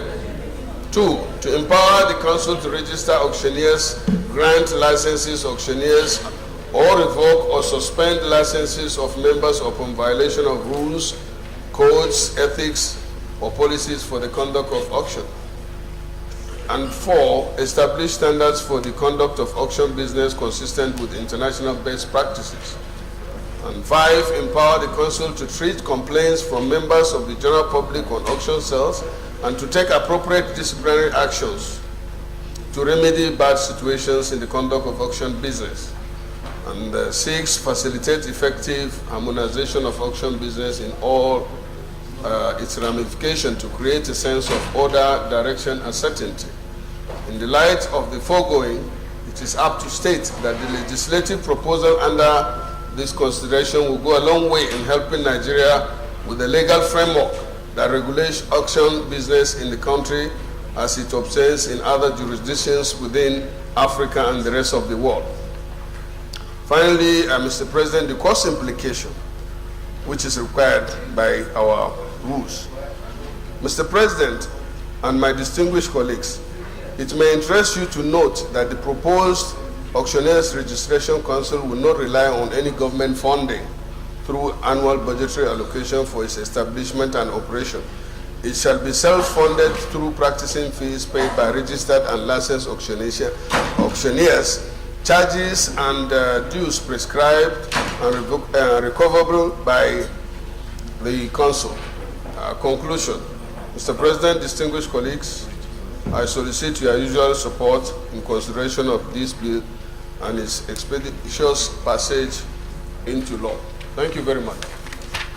Distinguished Senator Said Ahmed Al-Ali. Thank you, Mr. President, my very distinguished colleagues.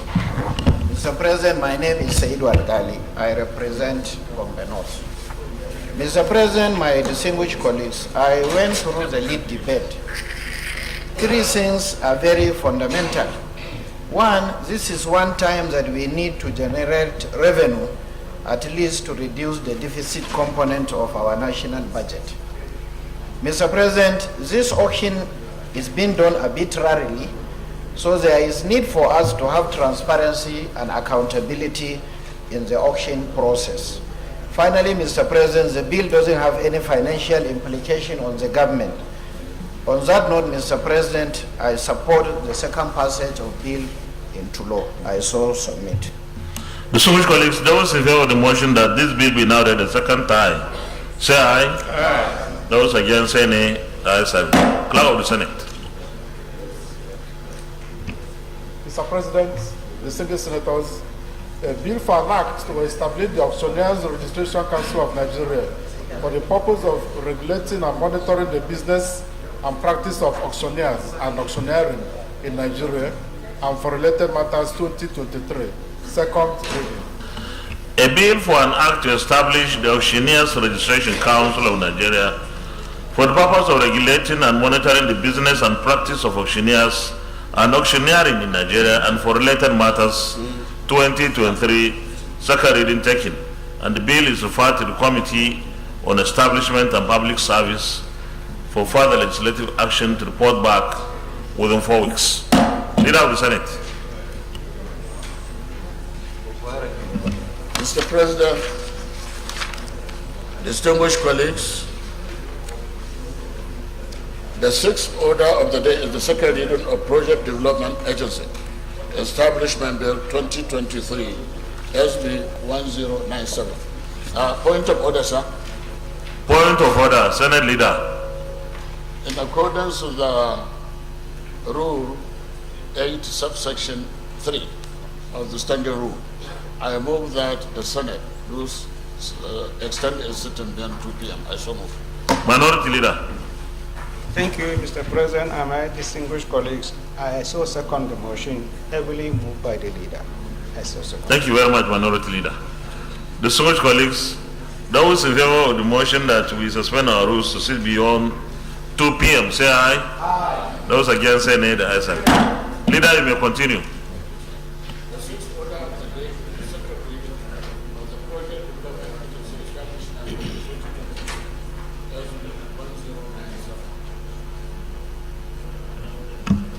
Distinguished senators will recall that the bill was read the first time in this chamber on Wednesday, 18th January 2023. Mr. President, you may wish to invite Senator Ibezim Frank Chukuma to move the motion for the bill to be read a second time.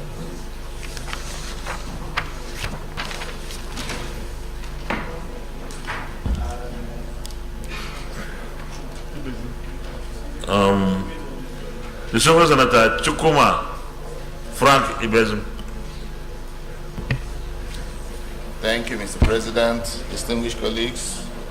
Senator Chukuma Frank Ibezim, I represent Imo North Senatorial District.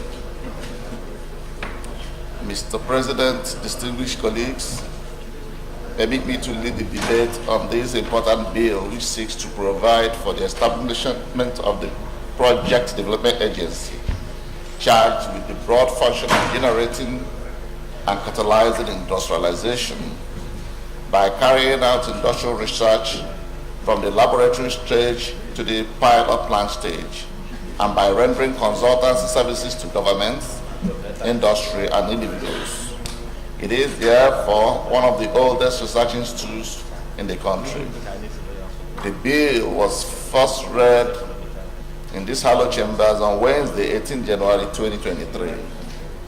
This bill seeks to give legislative backing to the already existing agency with over 40 years of existence, which has been a major setback of having viable industrial research and growing economy in Nigeria.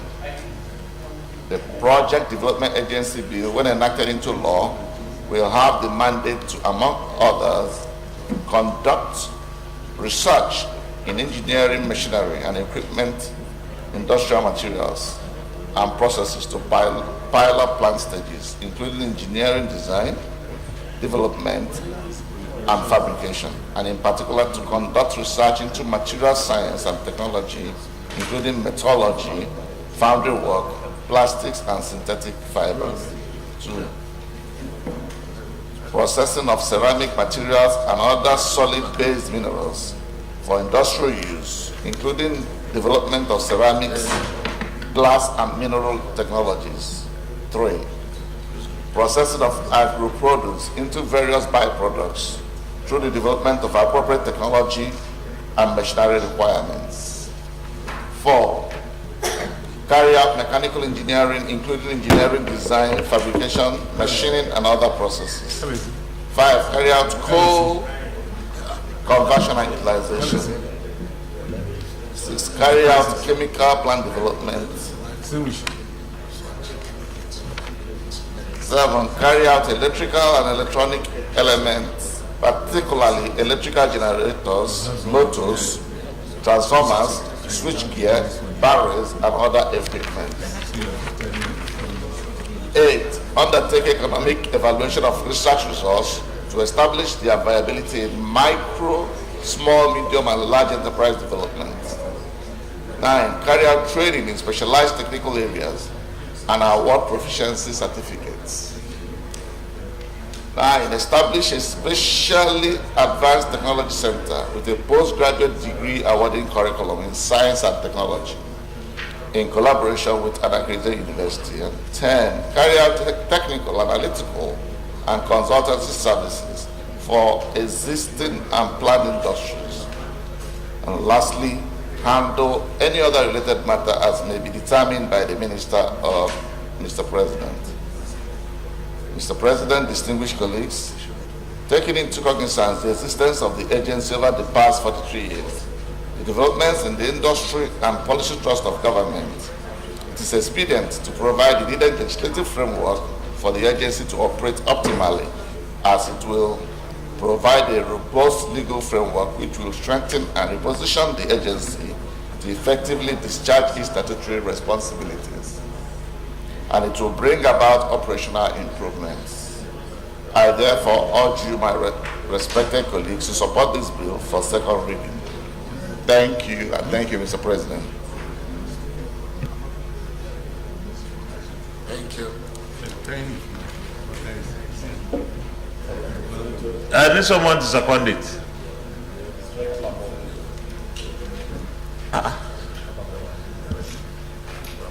Distinguished Senator, the acting chief whip. Thank you, Mr. President. Distinguished colleagues, I wish to support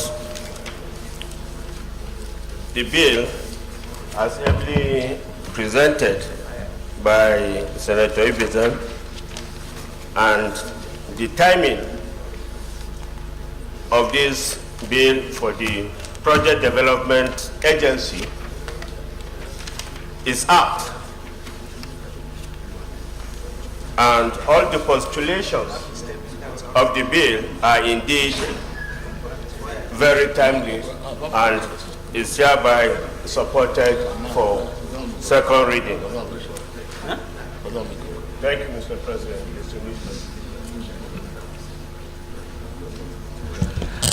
Those in favor that this bill be now read the second time, say aye. Those against, say nay. The ayes have it. Clerk of the Senate. Mr. President, distinguished senators, a bill for an act to establish the Project Development Agency charged with the broad function of generating and catalyzing industrialization by carrying out industrial research from the laboratory stage to the pilot plant stage, and by rendering consultancy services to governments, industries, and individuals, and for other related matters, 2023, second reading.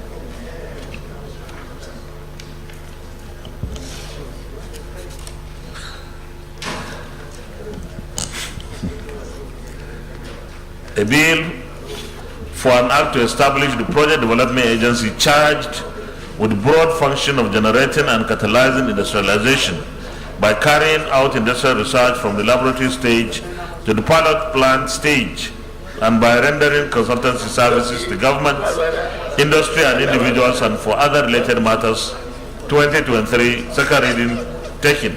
And the bill is referred to the Committee on Science and Technology to report back within 4 weeks. Leader of the Senate. Mr. President, distinguished colleagues, the fifth order of the day is the presentation and consideration of report of the Committee on Anti-Corruption and the Financial Crimes on the confirmation of the nomination of the following persons as listed on the order paper for appointment as members of the Independent Corrupt Practices and other related offences commission, ICPC. Mr. President, you may wish to invite Senator Kwali Suleiman Abdu, Chairman of the committee, to move the motion for the presentation and consideration of the vote.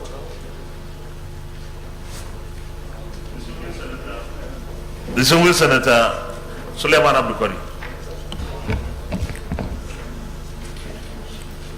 Thank you, Mr. President, distinguished colleagues. Suleiman Abdu Kwari, I represent Kaduna North.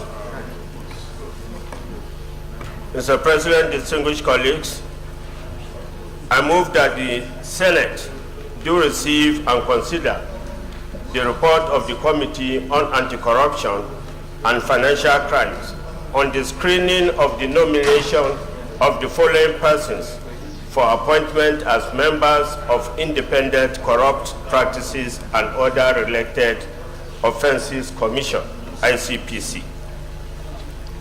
1. Justice Adamu Bello, retired,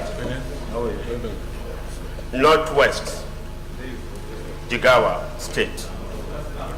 2. Katsina State.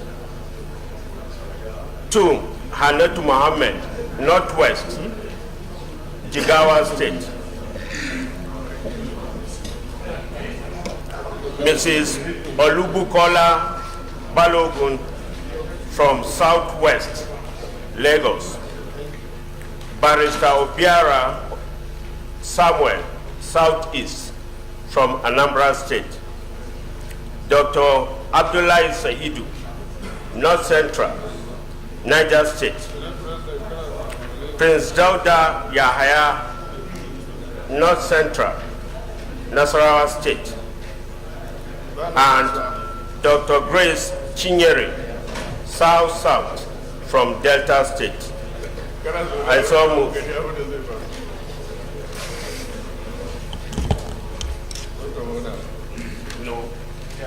I want a seconder.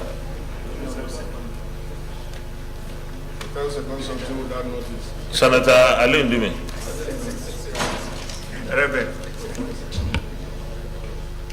Mr. President,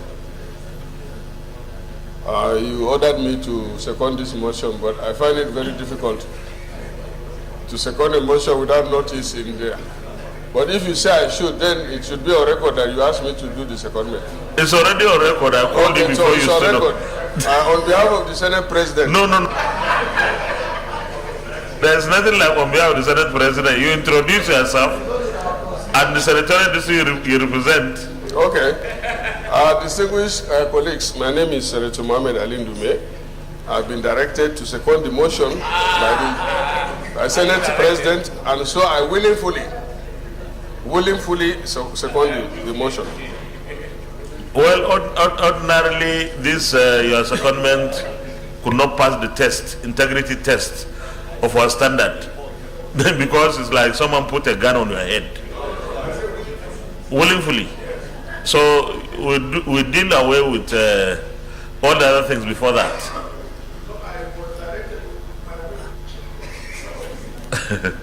Okay. Please, Secretary, make sure you put the correction there. Those in favor that the Senate do receive. Sorry? Observation where? Okay, you are. No, we have not done anything yet. I've not even put the question. Well, I think Senator Alin Dimes this will cause it. You started thinking of an observation. Those people that the Senate do receive and consider the report of the Committee on Anti-Corruption and Financial Crimes on the screening of the nomination of the following of the persons mentioned below as members of the Independent Corrupt Practices and Other Related Offences Commission, ICPC, say aye. Those against say nay, the ayes have it. Please, you may lay the report, Chairman. Acting Chief Whip.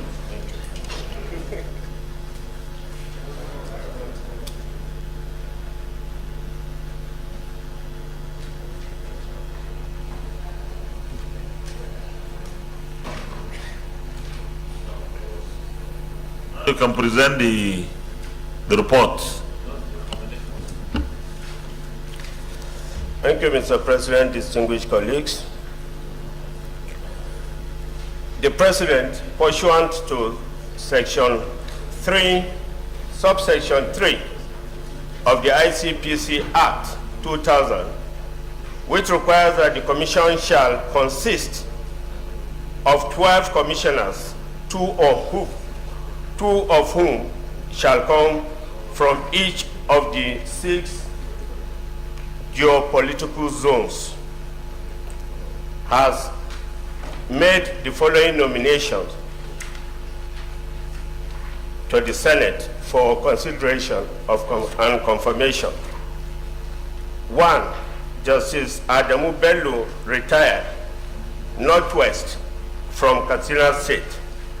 Hannatu Mohammed, Northwest, Jigawa State. Olubukola Balogun, Southwest, from Lagos State. Barrister Obiora Samuel, Southeast, Anambra State. Dr. Abdullahi Saidu, North Central, from Niger State. Prince Dauda Yahaya, also North Central, from Nasarawa State. And Dr. Grace Chinyere, South-South, representing Rivers State. Mr. President, distinguished colleagues, the committee, following receipt of the nominee's CV, relevant certificates and credentials, clearance from the Department of State Security, police report, and task clearance have screened the nominees, and the screening report is contained as observations on pages 2 to 11 of this report. And the general observations from the screening thereof are as follows. It was noted that the Senate, prior to their confirmation as commissioners of the ICPC in 2019, had earlier screened these nominees and are at the end of their first tenure. Mr. President, having been satisfied with their performances during their first term, deemed it fit to represent them to this Senate for reconfirmation to serve for a second term as permitted by the extant law of ICPC. Their earlier presented credentials remain same with the addition of the 4 years of requisite experience garnered as commissioners of ICPC. The nominees gave a good account of their first stewardship and their contributions to the success stories of the Commission. There were no adverse security reports and nor were there petitions against any of them. Recommendation. In consideration of the above observations and findings, the committee members were satisfied and agreed with Mr. President's request that the Senate do confirm the nominations of the underlisted persons as commissioners in the Independent Corrupt Practices and Other Related Offenses Commission.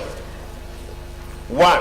Honorable Justice Adamu Bello, retired, Commissioner. Mrs. Adamu Mohammed, Commissioner. Honorable Olu Bukola Balogun, Mrs. as Commissioner. Honorable Barrister Obiora Samuel Igwe Dibia, Commissioner.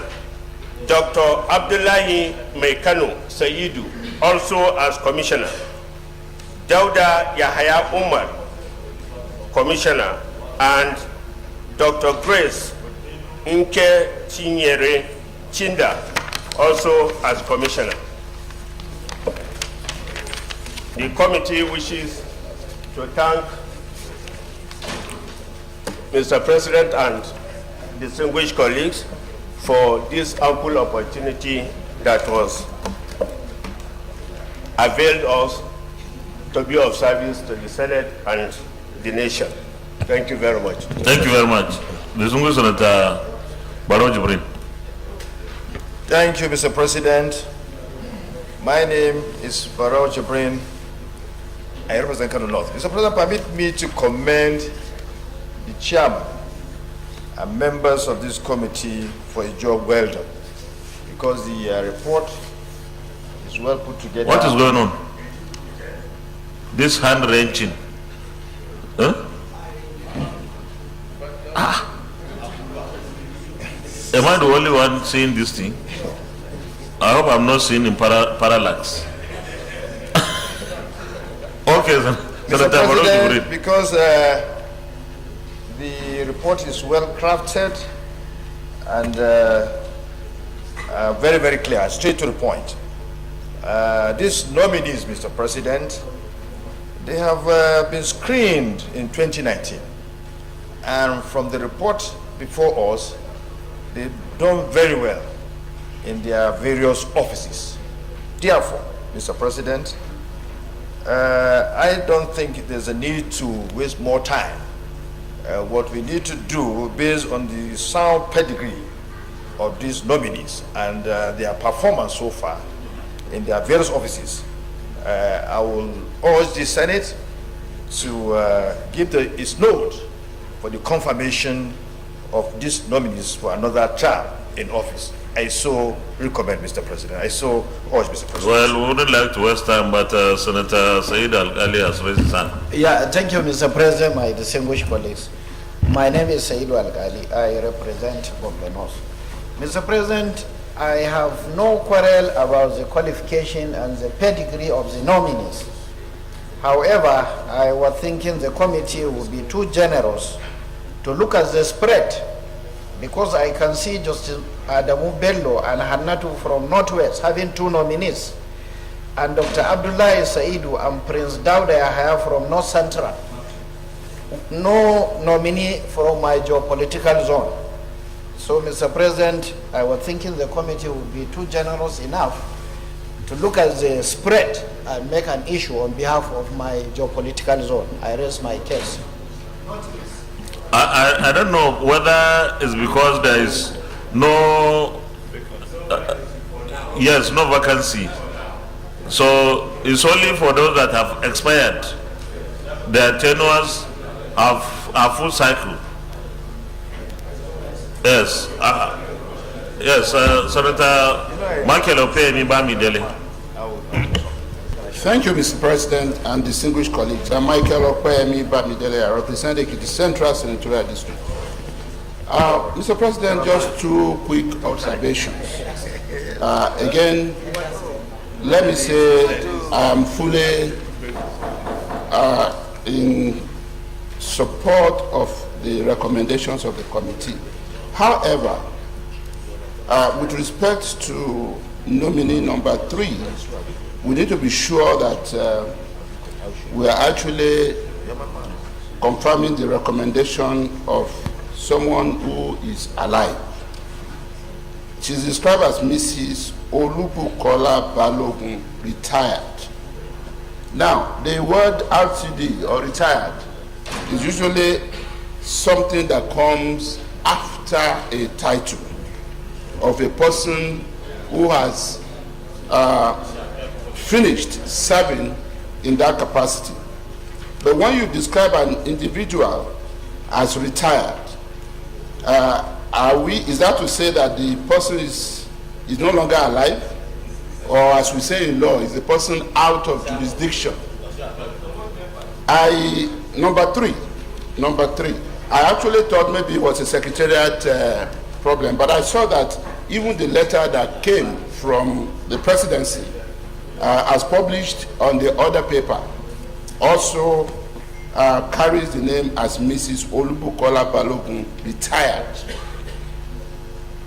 I believe this is something that deserves our attention, because whatever is coming before us here, people must just be prim and proper in what so. We need to be assured that this person is alive. That's one. And then finally, regarding nominee number 2, Hannatu Mohammed, Northwest Katsina. Jigawa, thank you. Hannatu Mohammed, Katsina, Jigawa, Northwest. Mr. President. You are right, it's Katsina, not Jigawa. Thank you, sir. It's Katsina. No, what we have on the other paper is Justice Adamu from Jigawa and Hannatu from Katsina. Okay. But what is important, Mr. President, whether it is from Katsina or Jigawa, what is important is that our Constitution speaks to qualification for membership of boards and commissions, as well as how to becoming a honorable minister. And I know the minimum requirement is that you must qualify to be a member of the House of Representatives. And the record before us here show that Anatu, who is being screened for a second time in office, was actually born 1992, some 30 years ago, and had already spent one term. Mr. President, I just want to say that it is important that when these appointments are being made to, especially into membership of commissions and boards, that maturity be taken into consideration. Every other person here was either born 1948, 1952, 1960, the eldest being 1969. For a 1992 person to be going into office as a commissioner for the second time in office, Mr. President, I am worried about that. Thank you, sir. Well, let me comment on that.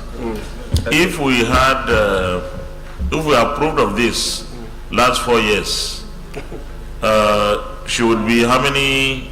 She was 26. She was 26.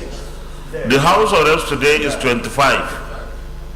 So this issue should have been raised in the previous. No, there's also an explanation to that. Okay. Yes, sir. Thank you very much, Mr. President, distinguished colleagues. The crafters of that law, in their opinion, then the thinking was for the anti-corruption war to be fought at the highest level and at the lowest level, and we should be carrying along the youth. So there was provision for the inclusion of a youth representative, you know, and the oldest person on this list happens to be 75, and we have the youngest person as 30, at 30, having spent 4 years. She is now being reappointed for a second term at 26, 27. So I think the thinking is good, because we will be going along with our youth, you know, in this anti-corruption war, and she has done really well in this regard. So that's the explanation regarding the age. Thank you very much. Well, if there is no further comments, Committee of the Whole, please, to consider the report. Mr. President, distinguished colleagues, I move that the Senate resolve into Committee of the Whole to consider the report. Minority Leader. Thank you, Mr. President, and my distinguished colleagues. I so second. Distinguished colleagues, those in favor of the motion that the Senate resolves into Committee of the Whole to consider the report, say aye. Aye. Those against, say nay. The ayes have it.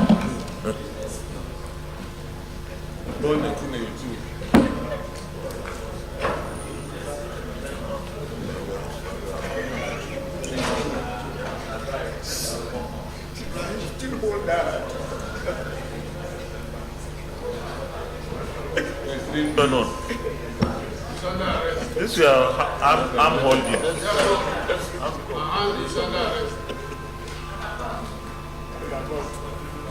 Abi, talk. It looks very unusual. Till after. Okay. Well, the civil colleagues at this point were looking at the approval. Will the Senate approve the nomination of Justice Adamu Abdullahi, retired, from Jigawa State, right? From Katsina.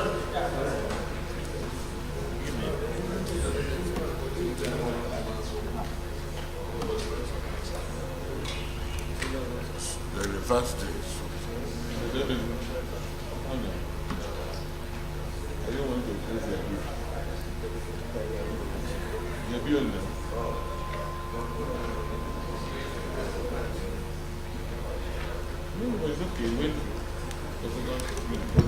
I take that again.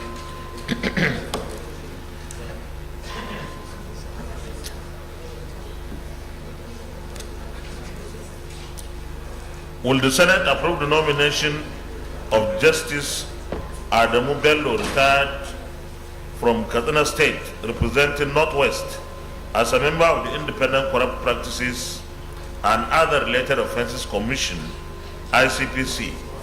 Those in favor say aye.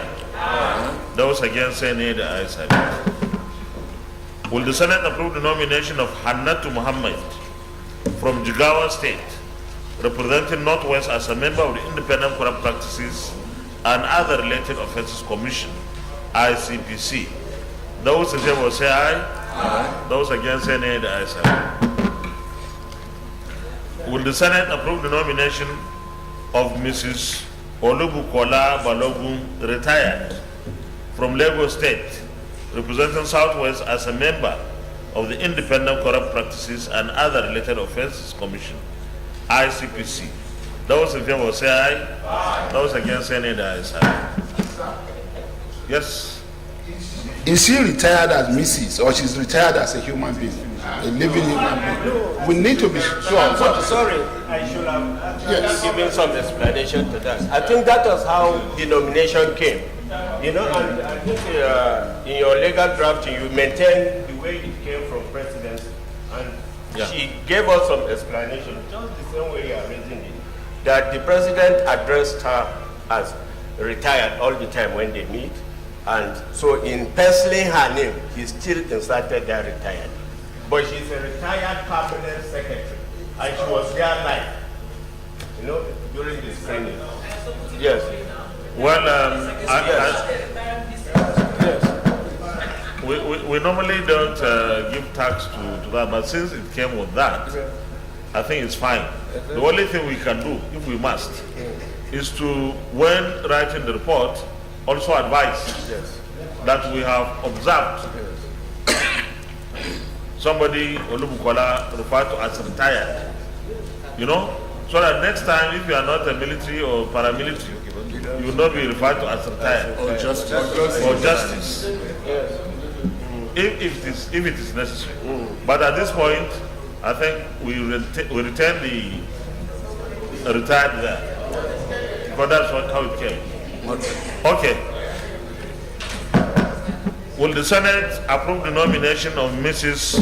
Olubukola Balogun, retired, from Lagos State, representing Southwest, as a member of the Independent Corrupt Practices and Other Related Offences Commission, ICPC? Those in favor say aye. Those against say nay. The ayes have it. Will the Senate approve the nomination of Barrister Obiora Samuel from Anambra State, representing Southeast, as a member of the Independent Corrupt Practices and Other Related Offences Commission, ICPC? Those in favor say aye. Aye. Those against say nay. The ayes have it. Will the Senate approve the nomination of Dr. Abdullah Saidu from Niger State, representing North Central, as a member of the Independent Corrupt Practices and Other Related Offences Commission, ICPC?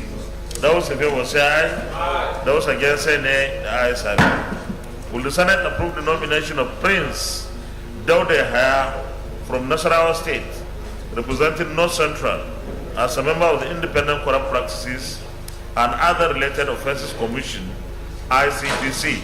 Those in favor say aye. Aye. Those against say nay. The ayes have it. Will the Senate approve the nomination of Dr. Grace Chinyere from Delta State, representing South-South, as a member of the Independent Corrupt Practices and Other Related Offences Commission, ICPC?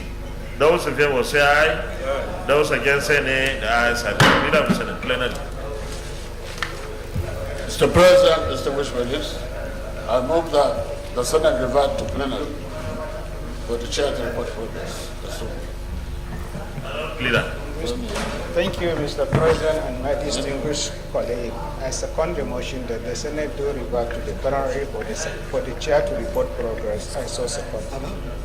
Distinguished colleagues, those in favor of the motion that the Senate reverts to plenary for the chair to report progress, say aye. Aye. Those against say nay. The ayes have it. Why are all the ladies standing? Lady senators, all of you are standing. Is there anything wrong? So,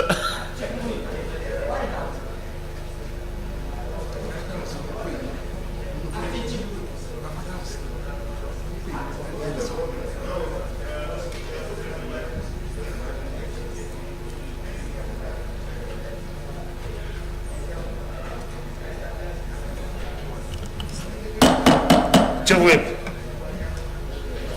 it's not a license for you to be involved. No, I will not protect you. You invited them. Okay. Please take your seats. The Senate in the Committee of the Whole considered the report of the Committee on Anti-Corruption and Financial Crimes on the screening of Mr. President's nominees for appointment as members of the Independent Corrupt Practices and Other Related Offences Commission, ICPC, and approved the nominations of justices. This is supposed to be Justice Adam Bello, retired, Northwest, Jigawa State. Hi.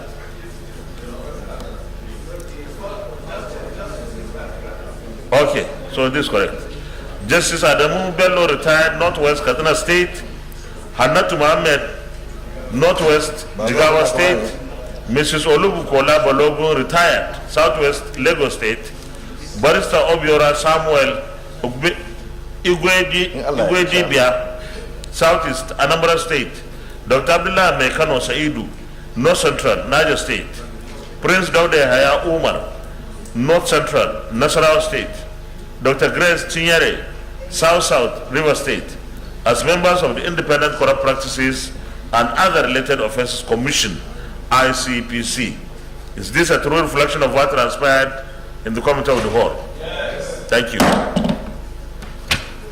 Approval or confirmation, sorry.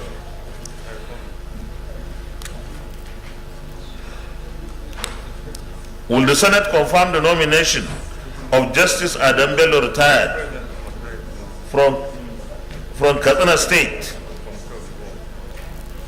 representing Northwest, as a member of the Independent Corrupt Practices and Other Related Offences Commission, ICPC? Those in favor say aye. Aye. Those against say nay. The ayes have it. The nomination of Justice Adam Bello, retired, from Katsina State, representing Northwest, is hereby confirmed as a member of the Independent Corrupt Practices and Other Related Offences Commission, ICPC. Will the Senate confirm the nomination of Hannatu Mohammed from Jigawa State, representing Northwest, as a member of the Independent Corrupt Practices and Other Related Offences Commission, ICPC?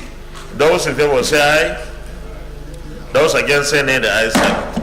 The nomination of Hannatu Mohammed from Jigawa State, representing Northwest, is hereby confirmed as a member of the Independent Corrupt Practices and Other Related Offences Commission, ICPC.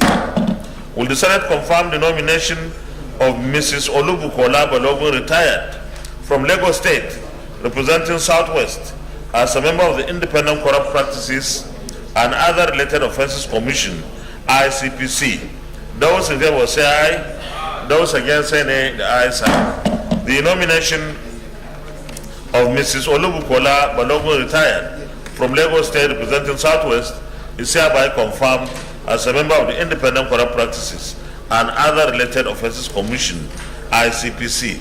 Will the Senate confirm the nomination of Barrister Obiora Samuel from Anambra State, representing Southeast, as a member of the Independent Corrupt Practices and Other Related Offences Commission, ICPC? Those in favor say aye. Those against say nay. The ayes have it. The nomination of Barrister Obiora Samuel from Anambra State, representing Southeast, is hereby confirmed as a member of the Independent Corrupt Practices and Other Related Offences Commission, ICPC. Will the Senate confirm the nomination of Dr. Abdullahi Saidu from Niger State, representing North Central, as a member of the Independent Corrupt Practices and Other Related Offences Commission, ICPC? Those in favor say aye. Those against say nay. The ayes have it. The nomination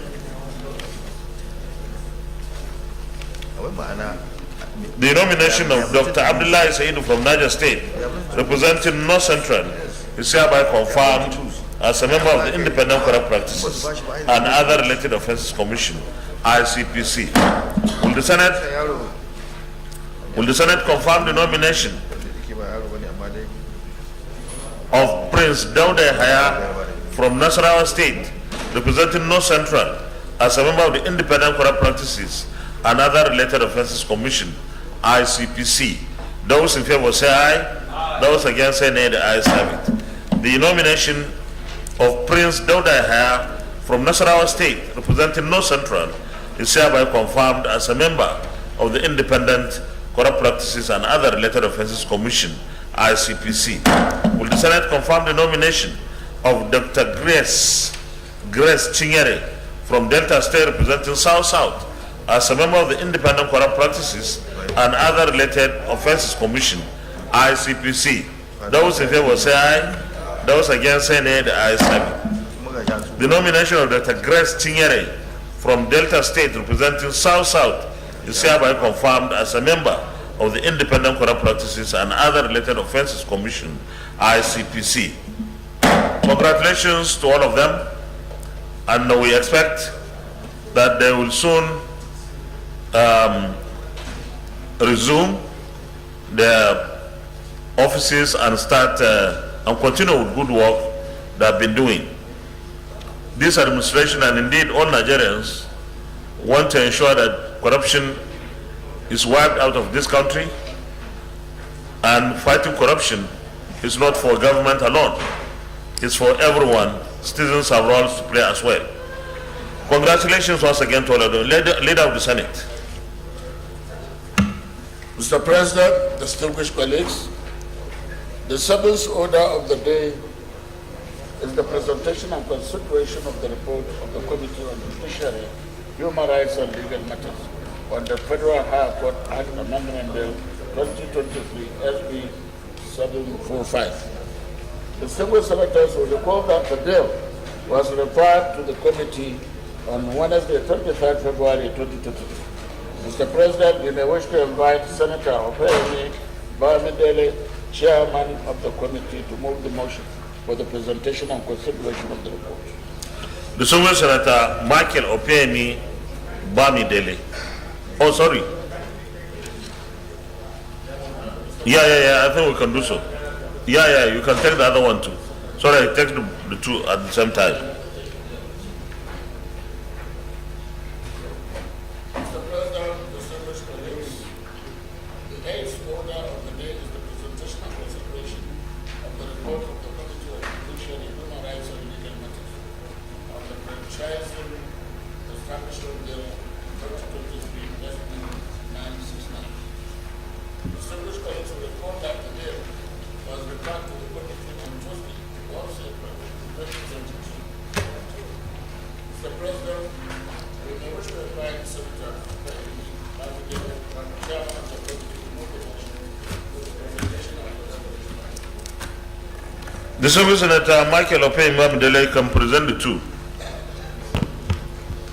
Mr. President, distinguished colleagues, I'm Michael Opeyemi Bamidele. I represent Ekiti Central Senatorial District. Mr. President, I move that the Senate do receive and consider the report of the Committee on Judiciary, Human Rights and Legal Matters, 1, on the Federal High Court Act Cap F12 LFN 2004 Amendment Bill 2023 SB 742, and 2, report of the Committee on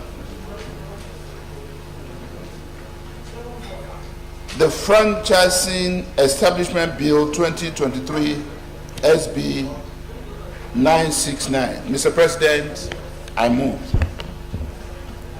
I need a seconder.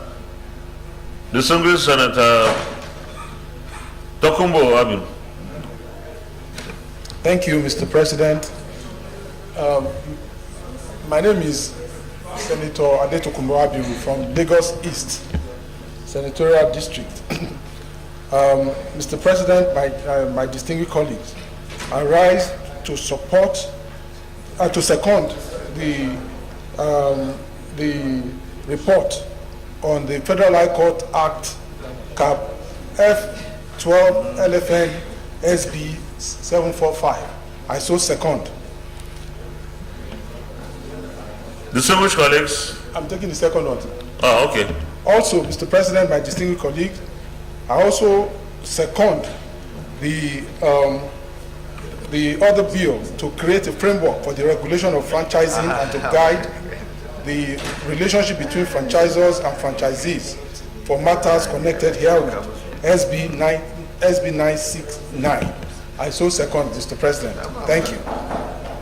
Distinguished colleagues, those in favor of the motion that the Senate do receive and consider the reports of the Committee on Judiciary, Human Rights and Legal Matters on the Federal High Court Act, CAP, F12 LFN 2004 Amendment Bill, and also on the Franchising Establishment Bill 2023, SB 969, say aye. Aye. Those against say nay. The ayes have it. You may let the two reports, please, Chairman.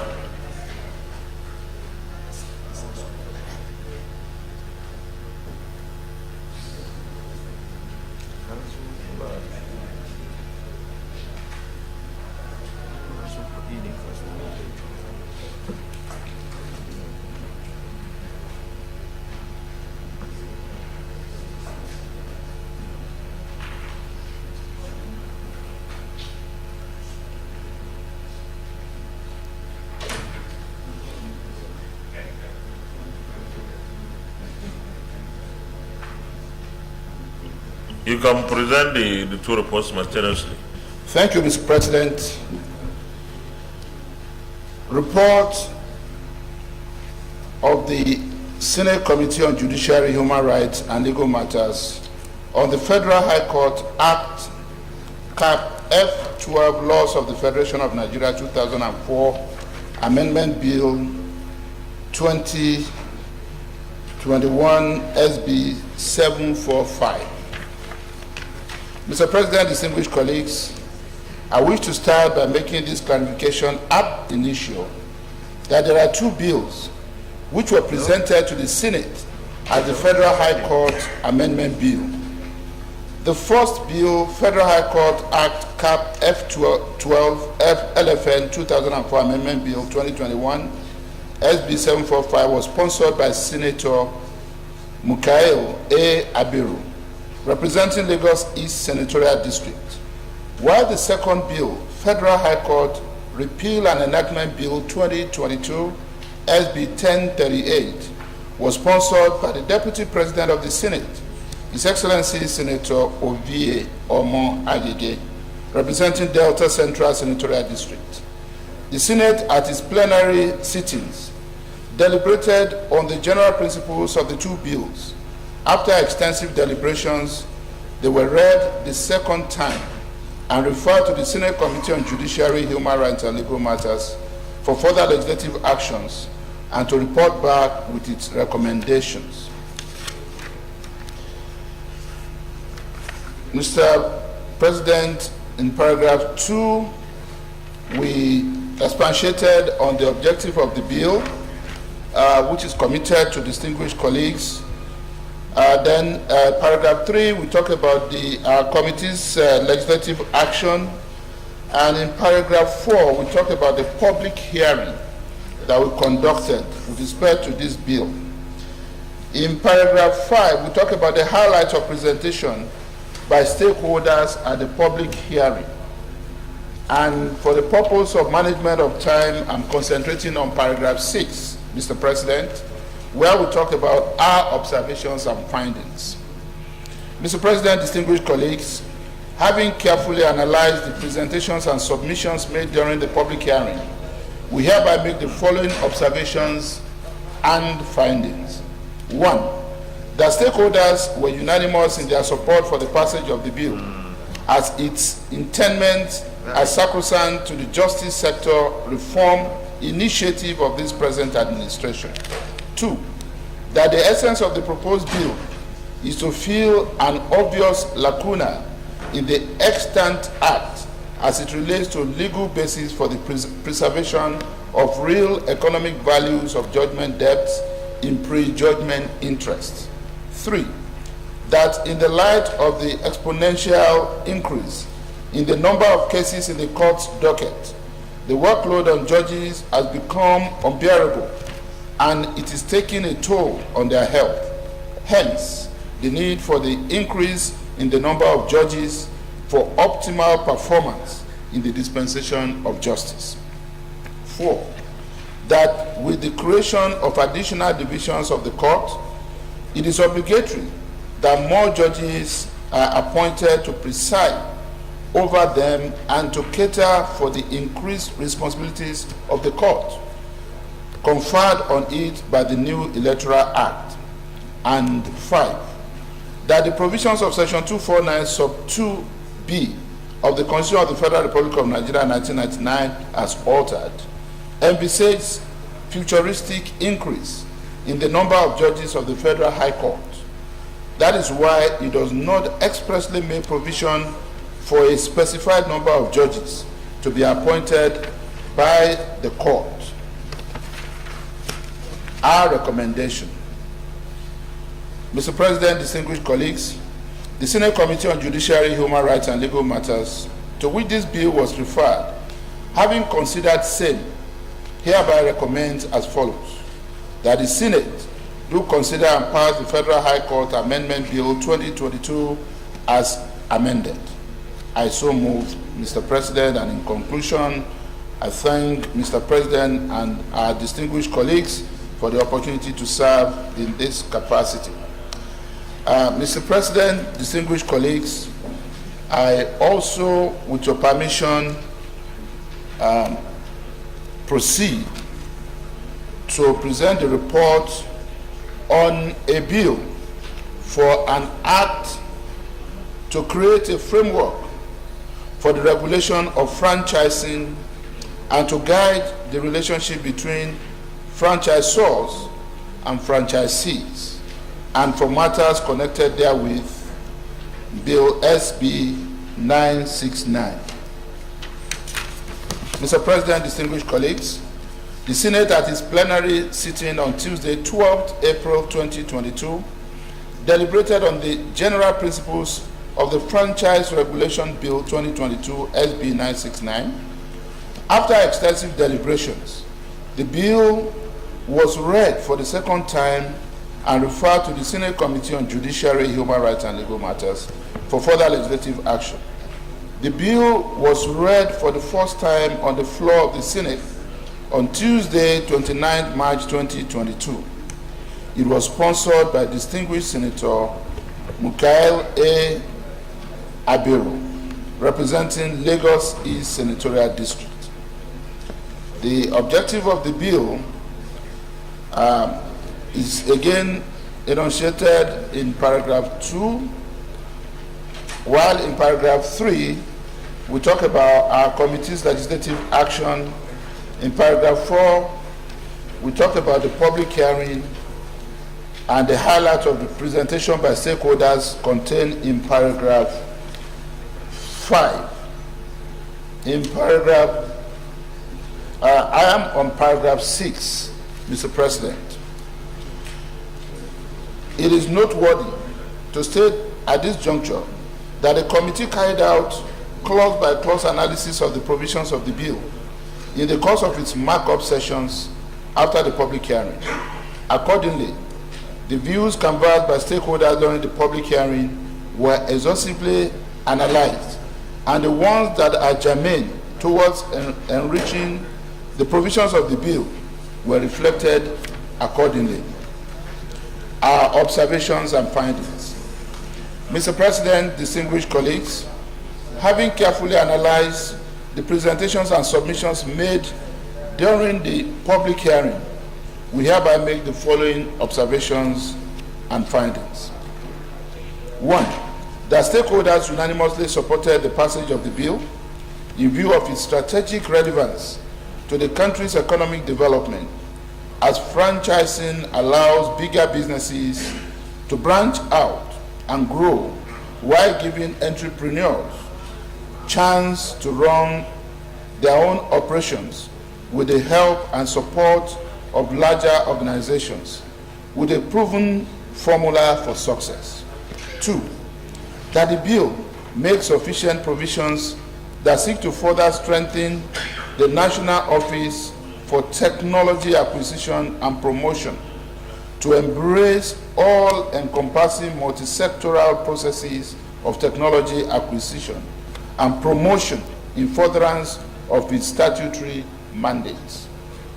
3, that the bill spelled out the scope of its operation, hence stating the rights and obligations of parties, as franchising is a model used in businesses to expand their brand and operational footprint across the globe. 4, that the enactment of this bill will guarantee and ensure regulatory mechanism and framework for the effective coordination of franchising in Nigeria. And 5, that the bill stipulates explicitly the framework and modalities that will allow individuals and groups to share their trademark, service mark, trade name, and advertising symbols in order to establish a stronger commercial presence. Number 6, that the passage of the bill will foster cordial relationship among stakeholders enabled by the statutes to promote a conducive environment for franchising in Nigeria, as well as encourage foreign direct investment. Our recommendation. The Senate Committee on Judiciary, Human Rights and Legal Matters, to which this bill was referred, having considered same, hereby recommends as follows: that the Senate do consider and pass the Franchise Bill 2022 as amended. Mr. President, I so move. And I thank Mr. President and our distinguished colleagues on behalf of all the members of the committee for giving us the opportunity to serve in this regard. Thank you, Mr. President. Any comments? Leader of the Senate. Distinguished Senator Biodun Olujimi. Thank you very much, Mr. President, distinguished colleagues. Biodun Olujimi, Ekiti South. Mr. President, let me commend the 2 senators who moved this, who were behind the bill, Senator Mokail Abiru and Senator Ovie Omageke. Mr. President, I am a bit miffed about a particular aspect in the first bill, that is the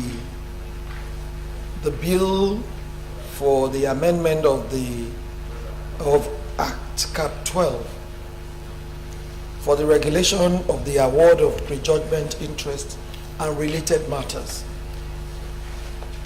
In 2.0, objective of the bill, it says, the last paragraph on page 1, the bill also seeks to increase the number of judges of the Federal High Court from the current 100 to 172. Mr. President, I believe that this bill is not the best way to increase the number of judges. I believe that should just be a suggestion or an assertion from the report, rather than getting the bill to increase the number of judges. If we need to do that, there has to be a separate bill to amend the Act of the Federal High Court in order to do so. I so submit, Mr. President. Chairman. Thank you, Mr. President. To begin with, let me clarify that this bill itself, even though it carries the names of 2 of our colleagues, is a stakeholders bill. In other words, the judiciary itself had consulted, especially with the office of the Deputy President of the Senate, and we came to that conclusion based on their own representation. And I'm sure that this issue also came up during the second reading of this bill. And what this bill is also seeking to do is to amend an existing Act of Parliament, which is the extant act in this regard. And this is the procedure, to amend it. Anything that would change from the existing bill, existing act as it presently occurs, can only happen through the process of amendment as it is being proposed. Thank you. Are you satisfied? Because the way it looks like we want to increase the number of judges from the back door. Because this is the bill. Where is the back door? Well, the back door is using a bill that has nothing to do with the High Court. That is about a regulation of a particular interest. And we use that to increase the number of judges in the High Court. That doesn't look too tidy. I believe there should be a separate bill to do that. But if the chairman says that's the way it is, then we'll believe the judiciary has a way with it. Thank you. Yes, sir.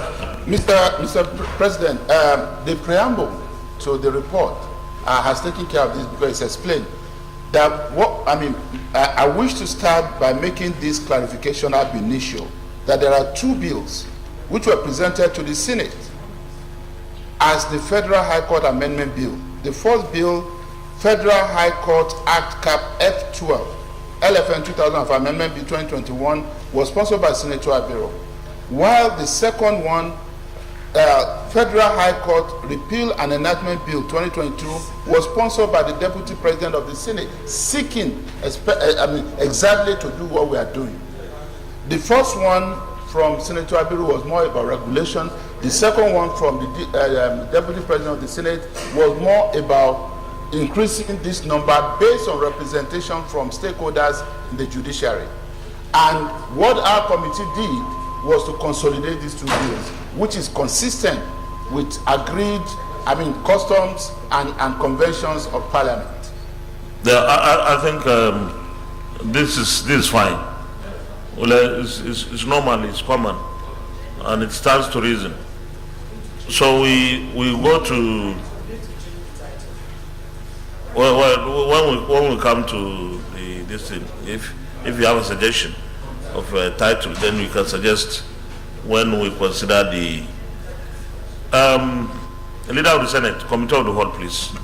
Mr. President, distinguished colleagues, I move that the Senate resolve into Committee of the Whole to consider the two bills. So, Minority Leader. Thank you, Mr. President. I second the motion that the Senate do resolve into the Committee of the Whole to consider this report. I so second. Those in favor of the motion that the Senate resolves into Committee of the Whole to consider the two reports, say aye. Aye. Those against, say nay. The ayes have it.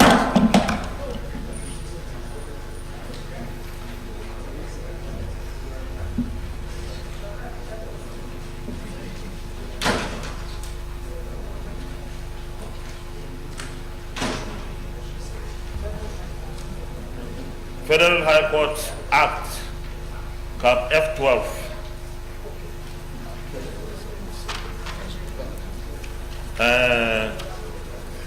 Senator Abiodun Oluju. Okay. We start, those who vote at clause 1, clause 2, and clause 3, stand part of the bill, say aye. Aye. Those against, say nay. The ayes have it.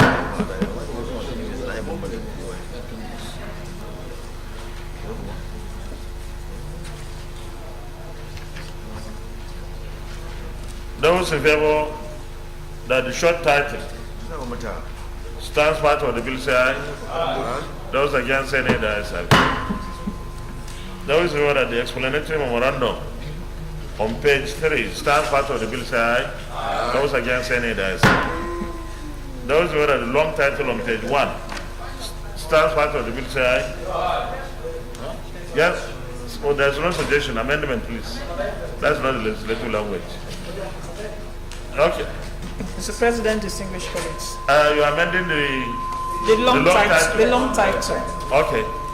Yeah, I think the long title should remain what we have in front. The Federal High Court Act Cap F12 LFN 2004 Amendment Bill 2023. No, that's not.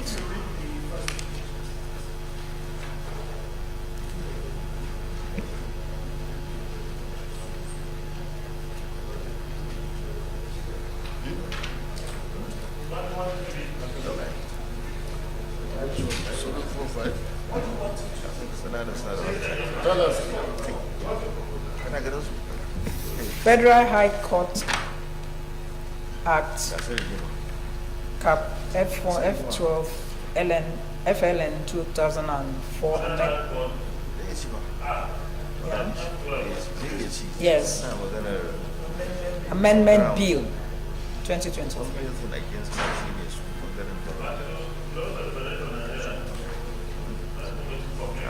Sorry? Yeah.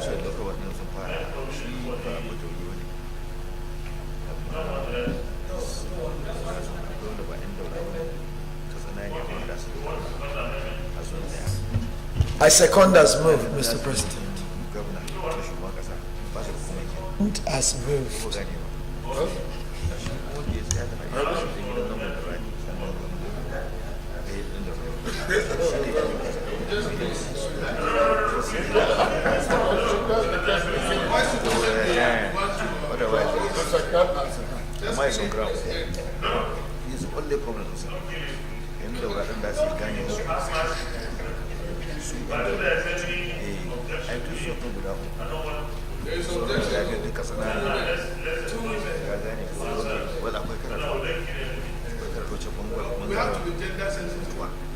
Then if that's the case, you should allow it.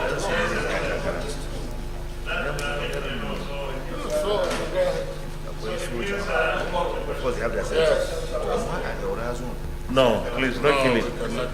Those who favor that the long title as amended stands part of the bill, say aye. Aye. Those against say nay. The ayes have it. Thank you. The next report. The next report. The next report.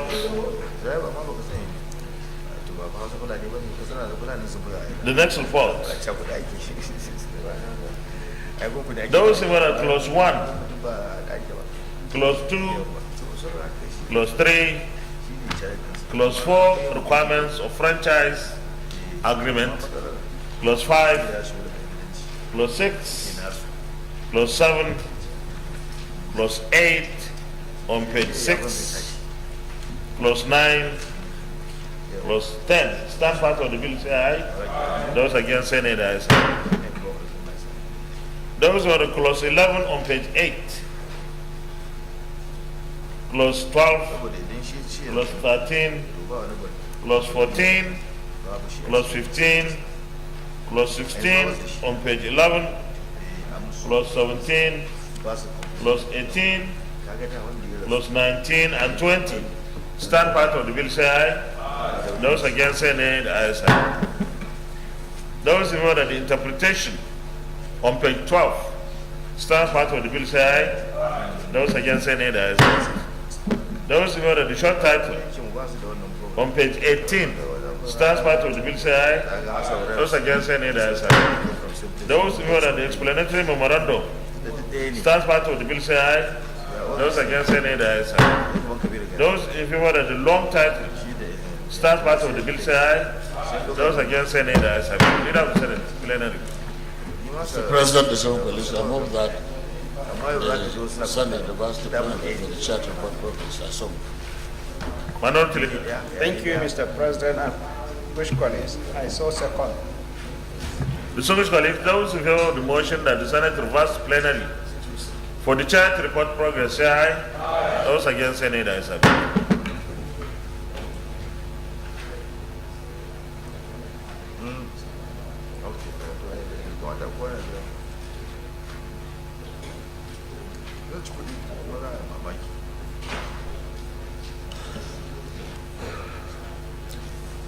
The Senate and the Committee of the Whole considered the report of the Committee on Judiciary, Human Rights and Legal Matters on the Federal High Court Act, Cap F12 LFN 2004 Amendment Bill 2023 and approved as follows. Long title as amended, clause 1 to 3 as recommended, short title as recommended, explanatory memorandum as recommended. Is this a true reflection of what transpired in the Committee of the Whole? The Senate and the Committee of the Whole also considered the report of the Committee on Judiciary, Human Rights and Legal Matters on the Franchising Establishment Bill 2023 and approved as follows. Long title as recommended, clause 1 to 20 as recommended, interpretation as recommended, short title as recommended, explanatory memorandum as recommended. Is this a true reflection of what transpired in the committee of the whole? Thank you. Leader of the Senate. Mr. President, distinguished colleagues, I move that the two bills be read the third time. I so move. Minority Leader. Thank you, Mr. President, and my distinguished colleagues. I move that the two bills be read. I second that the two bills be read for the third reading. Thank you. Distinguished colleagues, those in favor of the motion that these two bills be now read the third time, say aye. Those against, say nay. The ayes have it. Clerk of the Senate. Mr. President, distinguished senators, a bill for an act to amend the Federal High Court Act, Cap F12, Laws of the Federation of Nigeria 2004, and for other matters therein, 2023, third reading. Mr. President, distinguished senators, a bill for an act to create a framework for the regulation of franchising and to guide the relationship between franchisors and franchisees, and for matters connected there with 2023, third reading. Distinguished colleagues, a bill for an act to amend the Federal High Court Act, Cap F1. Which one is this?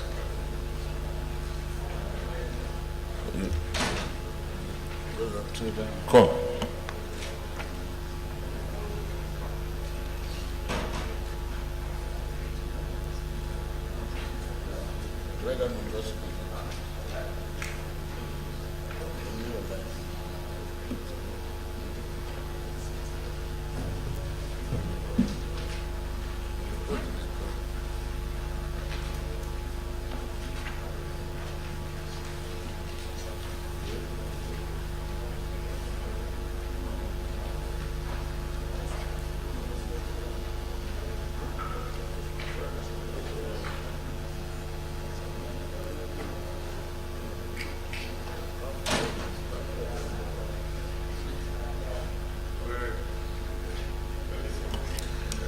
I take that again. A bill for an act to amend the Federal High Court Act, Cap F12, Laws of the Federation of Nigeria 2004, and for other matters therein, 2023, third reading taken, and the bill is passed.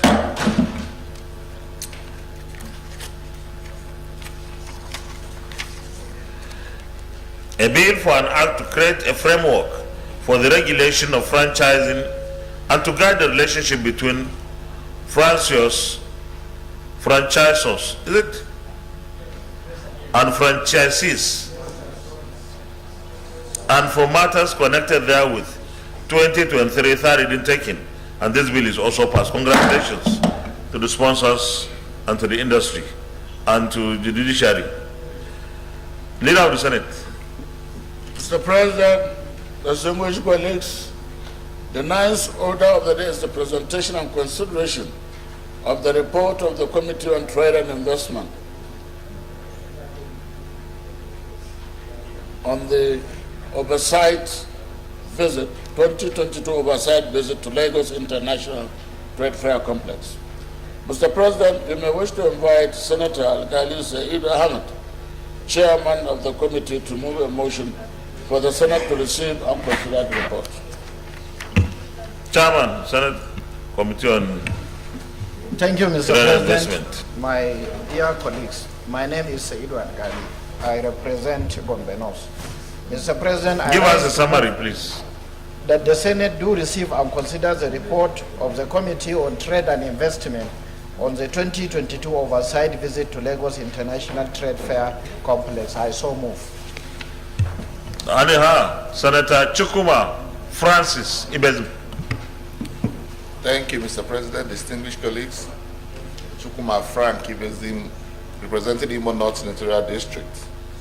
I rise to second the motion, ably moved by my chairman, on the Committee on Trade and Investment on 2022 oversight visit to Lagos International Trade Fair Complex, ISO second.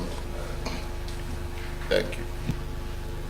Thank you. Distinguished colleagues, those in favor of the motion that the Senate do receive and consider the report of the Committee on Trade and Investment on the 2022 oversight visit to Lagos International Trade Fair Complex, say aye. Those against, Senate ayes have it. Chairman, you may lead the report, please.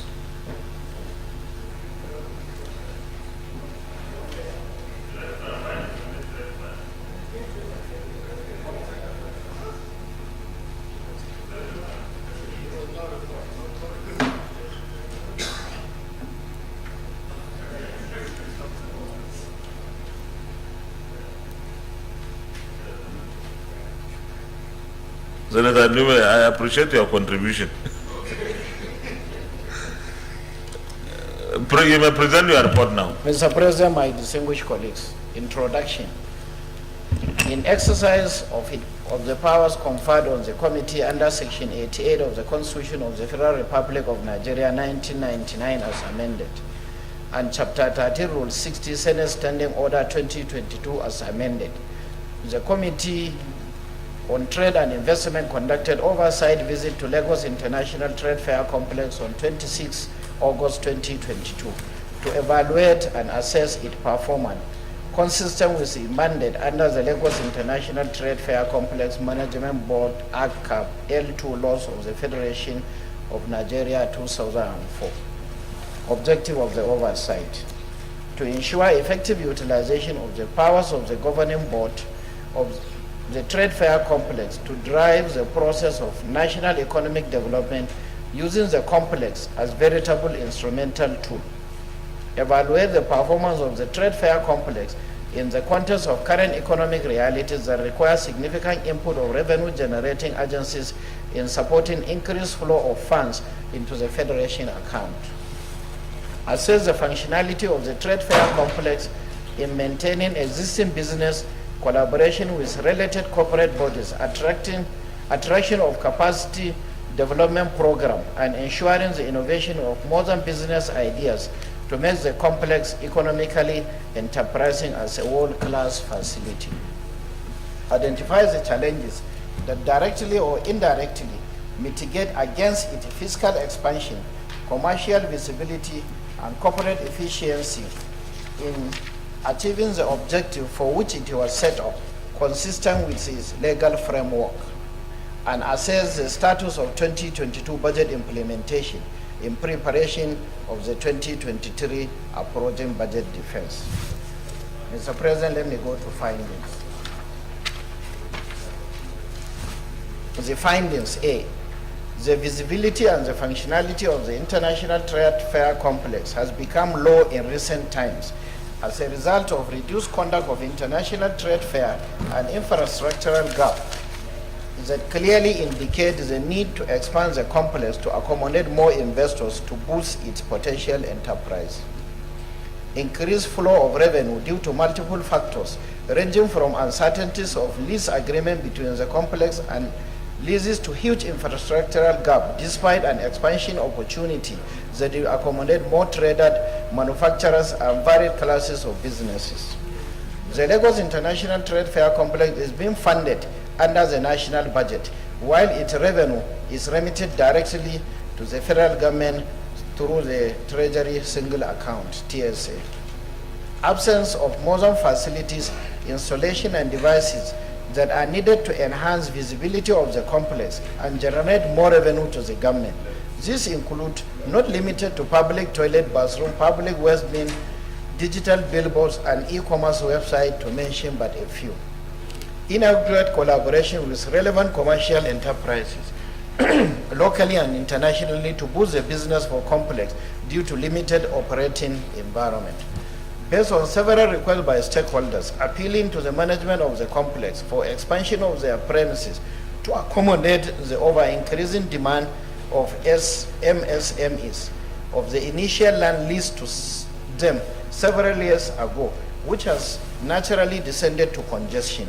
There is over 100 hectares of underdeveloped land as integral part of the entire complex, of which the management of the complex requested to lease 20 hectares The released 20 hectares should be leased out of the 100, while the remaining 80 hectares or thereabout should be left for exhibition during trade fair complex and future purposes.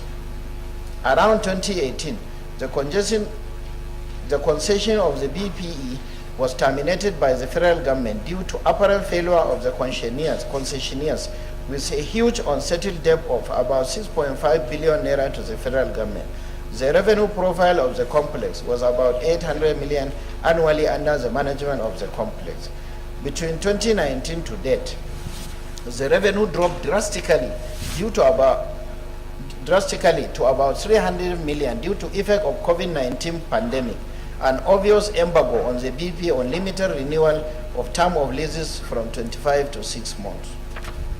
If the complex is expanded to build more structure and accommodate more investors, the revenue profile is estimated to rise to over 1 billion naira annually, especially with innovation in construction and installation of provision of modern facilities, which the management has designed to undertake. Recommendations. Mr. President, my distinguished colleagues, in the light of the foregoing findings and challenges, the committee recommends as follows: that the Honorable Minister of Trade and Investment should be directed to facilitate the grant of approval for the Management Board of Lagos International Trade Fair Complex to lease 20 out of 100 hectares of land within the complex to prospective investors pursuant to Section 20 of the Lagos International Trade Fair Complex Act Cap L2 laws of the Federation of Nigeria 2004 to enable the board exercise its functions under Section 4B, and I quote, to develop additional infrastructure and facilities which will enhance the economic and commercial tourism potentials of the complex, unquote. Direct the management of the Lagos International Trade Fair Complex to submit comprehensive infrastructural development plan, revenue generation plan, and any relevant information that will facilitate the grant of the approval to utilize 20 hectares land within the complex to be leased to prospective investors under realistic, sustainable, and economically attractive terms and conditions to boost the revenue generation of the complex for remittance to the federal government. And henceforth, authorize the Lagos International Trade Fair Complex be allowed to optimally exercise its managerial powers vested under its enabling act without let or hindrance by BP or any other body by whatsoever name. Conclusion. The committee was impressed with the current management effort in ensuring sustainable revenue generation despite challenging operating environment. The recommendation of the committee will no doubt enhance the performance, visibility, economic prospect of Lagos International Trade Fair Complex, enhance revenue generation for national development. Thank you, Mr. President. Yes, Senator Barrow. Thank you, Mr. President. I am Senator Barrow. I represent Kano. Mr. President, permit me to commend this committee for a job well done. This kind of oversight that we should always encourage our committees to undertake, because this in particular will go a long way in enhancing the productivity of this very institution. So if you imagine if we decide to do this kind of oversight in all our institutions, certainly the productivity of each institution will be enhanced. I'm particularly delighted by recommendation B, which is geared towards ensuring enhancing the revenue generation of this institution by leasing part of the complex. Otherwise, this place is going to be left unutilized, and we need money. We need to increase our revenue. This is another revenue loophole. I mean, you know, it's a kind of money that is there but not utilized. Money being kept without being utilized because you are not utilizing part of the, part of this facility that is lying idle. Now, this oversight has discovered that we need to lease part of this facility so that we can earn money. And when we gather this money, it will enhance our revenue generation drive, which will help in funding our budget. Mr. President, I'm delighted, and I congratulate this committee for this job. So I think we should, without much ado, give approval so that this area of the facility should be leased for more revenues to come into the commerce of government. I so submit, Mr. President. Senator Tokumagu. Thank you, Mr. President, and my distinguished colleague. My name is Senator Mukaila Adetokunbo from Lagos East.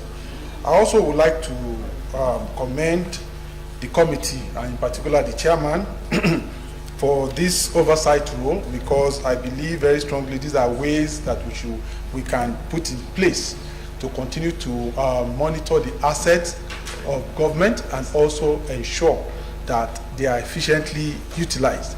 And I'm sure, from the findings that we have seen the outcome of that oversight to also bring out some of the inefficiencies of this particular location as it is today. But however, having said that, sir, I also think that when you want to take a decision like this, particularly the excising of the 20 hectares out of the existing 100, I think very strongly that the host state also should be put in the know, because initially the land in question will have been given out for the course in 1977 when Festac was in place, and now for town planning rules, I think that it will not be sufficient to just give the power to give out those land, just give it out to the Ministry of Trade. I also think that the host state should be co-opted so that proper planning is important. I support. I support the recommendations, but I would like to put that addition into it, Mr. President. Thank you.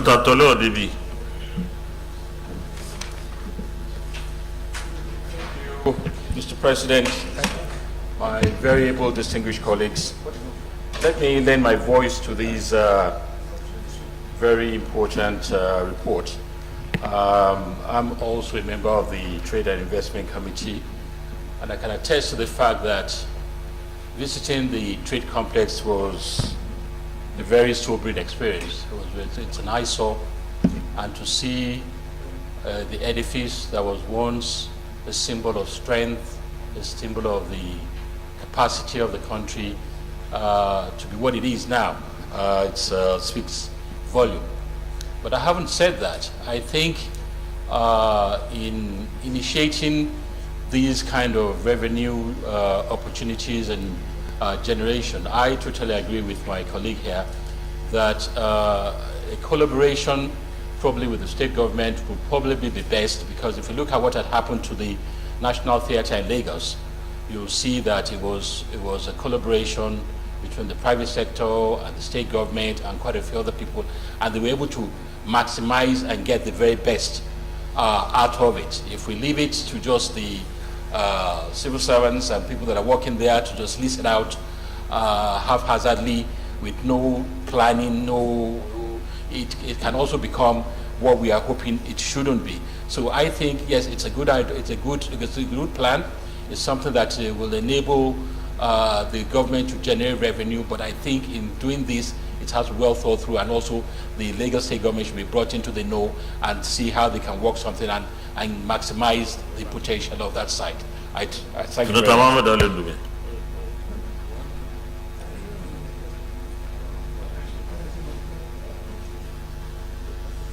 Thank you, Mr. President. I'm Senator Alindube, representing Borno South. Mr. President and distinguished colleagues, let me also join the others in commending the effort of the chairman and also the contributions of our colleague, and also want to suggest or recommend or move that the 3 recommendations of the committee be adopted by this Senate and forwarded the same in possible implementation by the ministry, because it seems that is what the oversight is all about and the recommendation and the importance of the three recommendations by the committee should be adopted by this Senate, forwarded the same for implementation by the appropriate MDA. Thank you. Distinguished Senator Francis Adenigba Fadausi.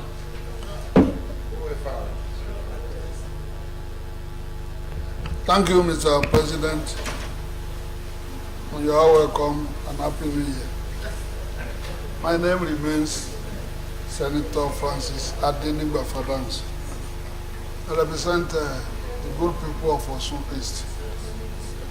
I'm happy today that the current chairman has achieved what we have been pushing since all these years, and that a lot of roads have been on ground in that particular place. Trade Fair International, that is Lagos, is of international standard. But today, it's a carcass. And with the effort of removing only 20 out of 100 hectares is a good process. Leasing out. A lot of landed properties have been taken over there illegally. And we are still going to look into that to know how we are going to generate revenue into the federal government covers. The hotel is there, nobody there, and it's being occupied by Arabs. On the expanse of the field, you have a big football field, which is supposed to be leased out to generate enough fund. On the basis of this, the committee has done well, and I thereby support the move to lease out many so that you can have a lot of revenue from that side that has been wasted for the past years. Thank you, Mr. President. Senator Abiodun. Thank you very much, Mr. President, distinguished colleagues. I remain Biodun Olujimi, Ekiti South. Mr. President, let me congratulate the chairman of the committee and members of the committee. This is what oversight should be about. And this report is very good for all of us. The Trade Fair Center, the Lagos International Trade Fair Center, used to be an edifice that we're all very proud of, but is now almost moribund. And there is a need to pick it up and make it what it should be. I also want to subscribe to what was said by Senator Abiru, that the Lagos State government should be brought into the picture so that we get a better edifice. But Mr. President, let me also sound a note of caution. There are so many projects such as this that we all oversight at one time or the other. If we keep bringing them to legislate on them, we will be taking up certain duties that are far beyond our mandate. I believe this is good because it's an edifice for the country, but we shouldn't go too far out to do that. What I believe we should do is ask the government to have a task force of sorts that will look into all these edifices and be able to bring in reports and compel people within the ministries and parastatals that should look after them to do same. Except we do that, we will be legislating on so many issues that we won't even be able to track at the end of the day. I commend this effort and I commend this report, but going forward, there's a need for us to have an all-encompassing situation rather than single them out. Thank you very much, Mr. Senator Femi.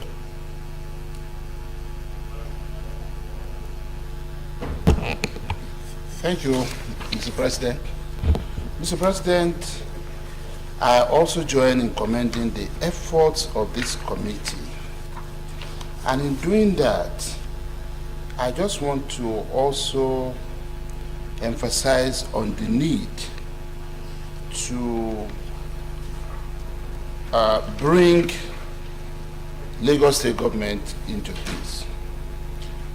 I also see a contradiction to a very large extent between prayer number A and prayer number C.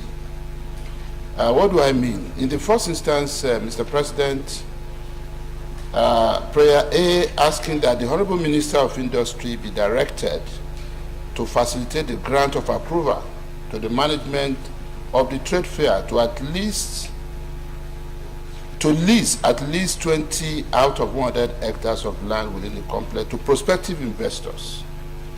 If you look at prayer number C, that henceforth the authorities of the trade fair be allowed to optimally exercise the managerial powers vested under its enabling act without let or hindrance of the BPE or any other body but whatsoever. The same BPE that in prayer number A we are asking should be directed to grant, that approval. But what is most important here is that, Mr. President, I was privileged to be a member of the cabinet of Lagos State for 11.5 years as commissioner under 2 governors. And during these years, I knew there were a lot of issues regarding property management, and there were matters before virtually all the strata of court, including the Supreme Court, on all of these issues. So in order to ensure that, we don't have any fallback that we'll have to begin to deal with, at some point, I believe it's important that all critical stakeholders are brought on board in trying to ensure that we realize the objective of this report. Thank you, Mr. President. Okay, we go to the recommendations. Those in favor that those in favor of recommendation 1, those in favor of recommendation A, say aye. Those against say no, nay. Ayes have it. Recommendation B. Recommendation B.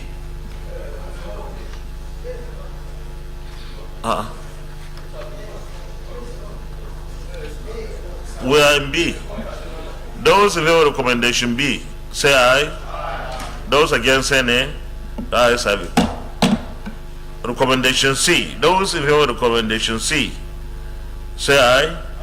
Those against say nay. The ayes have it. Thank you very much. Additional recommendation. Okay. Thank you very much, Mr. President. The additional recommendation would be that in all of the adopted recommendations, this should be done in concert with Lagos State government for orderliness. Chairman, please. Mr. President, sir, it is obvious that they have to seek approval from the Lagos Urban and Regional Planning. So I don't think it have to be part of the recommendation. It's obvious we can't go and start making any structure without getting approval. Well, my understanding is this is a federal asset in Lagos State. Naturally, the ministry or whoever it is representing the federal government cannot do without some interaction with Lagos State government. And I think this is not something that we have to recommend. In fact, if the ministry chooses not to involve the Lagos State government, there will be some consequences because they will run foul of the law. So I don't know whether we have to put that, because that will be overdoing it. Yes. Is there any other additional prayer? All right. Distinguished colleague.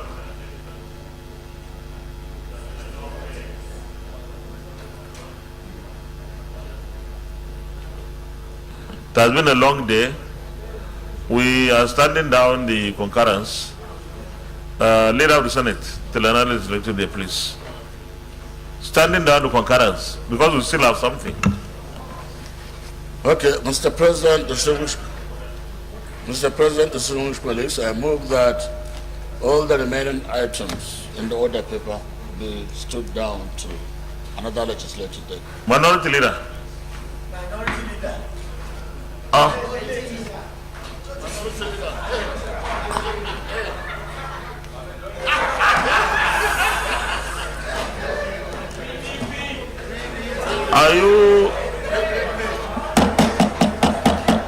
Are you participating in a campaign rally virtually or something?